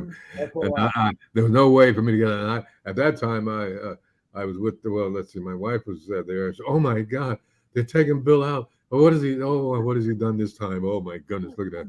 So anyway, they marched me out rather quickly, as a matter of fact, and I was in the circle with Malcolm. And when they got to the car, the door opened up. He got in, and suddenly I was standing out there by myself as they drove away. You know, so I wondered, what the heck did he say? What did Payne do this time? You know? but that was him. Story of his life. Yeah, we've had some good times. I'm trying to make this a better world. Some of you may have heard of the junior leaguers and whatnot. Mrs. Mary Birch was the head of that, and I remember being on her board, helping her raise money to build the up there on Clinton Avenue. Mrs. Mary Birch and her friends, and I was the chairman of the board at the time, and so I guess, and that's before I ran for office. I decided, I think it was anyway. I decided that I wanted to do something to make some changes here, and I'm going to keep doing it. So Larry Ham and I are around. We're going to make this a better place for all. And I'd like everybody to really participate and get involved, man. And doggone it, let's make sure that we tell everybody that we know, young people in particular and others, that the vote, we can make a change.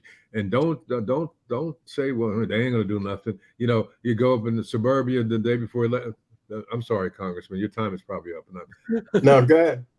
You know, I participate, as I said before, with Larry Ham and others, all right, and think that some of the people that get elected with the help that Larry and his people do, and they should show up sometimes too. They should, after the election is over, they should show up and be there. But I tell people that, you know, you go to suburbia the night before election, you know, people are, you know, they make sure you vote tomorrow, and you come down here and be, hey man, shoot, are you crazy? You must.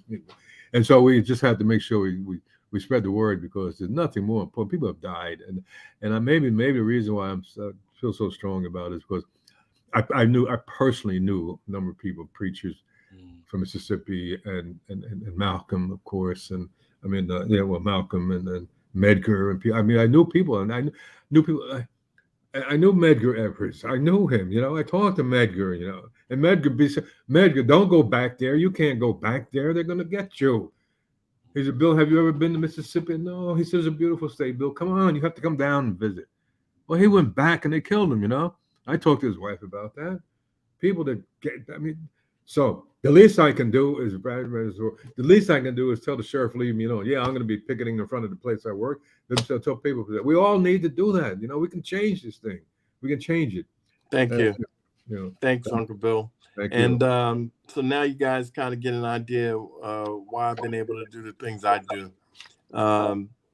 You're really talking to the brother Congressman. Before you go on, why don't we give Mr. Payne a round of applause? He was just excellent. Thank you, Mr. Payne. You could have done that after I got done talking. No, I wanted to do that you, and I wanted him to see it because of how you treated us for the last 5 months, sir. Well, let me just say that, John, to your point about the politics of it and the strategy, if it wasn't for my uncle, none of us would be successful. He's the backbone of this whole thing. Yeah. He's really the driving force. He's the one that's given us our direction. He's the one that has given us our strength. When you asked me how did we first get involved in it, when I ran in that race and was very worried, with running against the mayor of Irvington, my council colleague, Black female senator, and a couple other people. And, I was very concerned. But my uncle told me a long time ago, to thy own self be true. And I've never forgotten that. So that's what's given me my strength. People call you everything but a child of God in this thing, you're this or you're that, you did this, they saw you doing this, was he drunk, all that stuff. You have to know who you are inside. You have to know who you are inside in order to be able to get through all of that, because it's not true. Right. So you don't have to respond to it. It's not true. And that has to be good enough for you to understand what the truth is and that you're living a truth. And so, that's what he gave me a long time ago, and I've never forgotten that. No, well, thank you. Thank you All I both. can say is, Congressman Payne, man, you are lucky, and how lucky we are that Mr. Payne is just still here, man. Thank you so much. I know sometime when you tell the stories to us, Congressman, about, I mean, you know, when you were on the council and how much we learned when you share that. But I mean, I got to say, man, what your uncle dropped, wow. Oh, yeah, absolutely. Just a mic dropping. And yes, we all did learn tonight. Yes, yes, yes.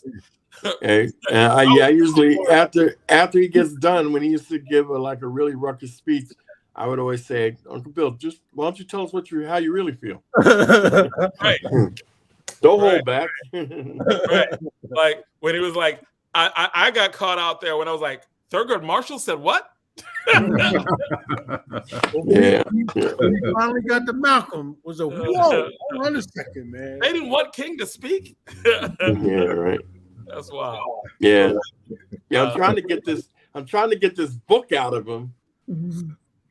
Maybe we just need to do a series of interviews. So we'll talk to you about that. Just maybe let's just talk, right? Let's just do a session on either on a all politics or local or on an off day. Just have a series of interviews or just talk to him, and just let's just get the story out, right? Because like he was just like knowledge was just getting dropped out, right? Like whoa, like and we haven't even got to like Irvin Turner and the story behind the first Black congressman in Newark, right? Councilman in Newark. So let's talk about this offline and revisit this, because I mean you're right. A lot of these stories just need to be out permanent. And Congressman, we got the equipment, so we can set it up, put it on video. Create some nice tapes that we can turn them into a book at some point. But yeah, we need to just start talking to them. Sounds good. All right, everybody. Thank you. And Congressman, before you leave, you've been putting out a lot of press releases in the last few days. Yes. And I just want you, I know we're way over time. I know you don't have much time, but 30 seconds and we'll approach it next time. But you've been doing a lot of work talking about a lot of stuff that's been done and money that's been put in New York. And not only press releases, he's been on the floor talking. He ain't just writing it. He's been down there talking. Yeah. I've been pretty busy this cycle. We don't have the leadership, so you got a lot more time on your hands to do some other stuff.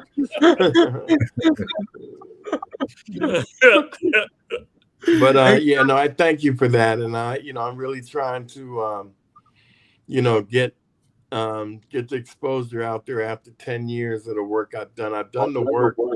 I just need people to understand what I've done, and so. I think $6 million sometime recently is coming to this district. Oh yeah. That I've been, this week I did a big check thing of different organizations that I helped. I gave them Newark Emergency Services got $1 million. West Orange Park got $950,000.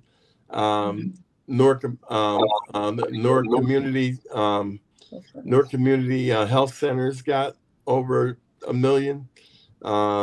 Somebody got $2 million. So yeah, I'm finally by detail, since I have to break it down so people understand, what I'm doing. So. No, I appreciate that. So he's not an Oprah Winfrey of Newark. You get a check. You get a check. You get a check. About that. Go ahead, Mr. Payne. I want to thank all of you. What you're doing is very important to get the word out and that kind of business. It's great to see our young people interested in government and the kinds of things that can be done. They're not young, Uncle Bill. You meant younger. You meant younger people. I'll run with young. I'll run with that. Hawk, you're still young. Assemblyman, we always do ask a question before everybody leaves. While you're out there doing that work, Is there a hip hop artist, individual, or group that you listen to that inspires you? Who? Me? That's Well, specifically you, sir. we'll why don't we hold that for the next time, and that way I get a chance to come again. Okay. Okay. All right. That's a good answer. That's fair. That's a good answer. Well, thank you so Okay. much. Can I just say something right there? Yeah. Yeah. Yo, Rhino, I know you're gonna agree with me. Listen to Mr. Payne talk. Didn't You Must Learn pop into your head like 3-4 times? Man. Yeah. It was in mine. Yeah. Yeah. In mine. Yeah. Yeah. Yeah. That's All right, everybody. Like, yo, that's it for me. Thank you. Hey, Take Congressman, care. Thank you, Congressman, Congressman. hang on for a we second. cool now, Congressman. Thank you, All right, Uncle Congressman. Bill. Thank you, Congressman. Thank you. All right, and then I love till you. next week. Love Hope you. to see you again. All right.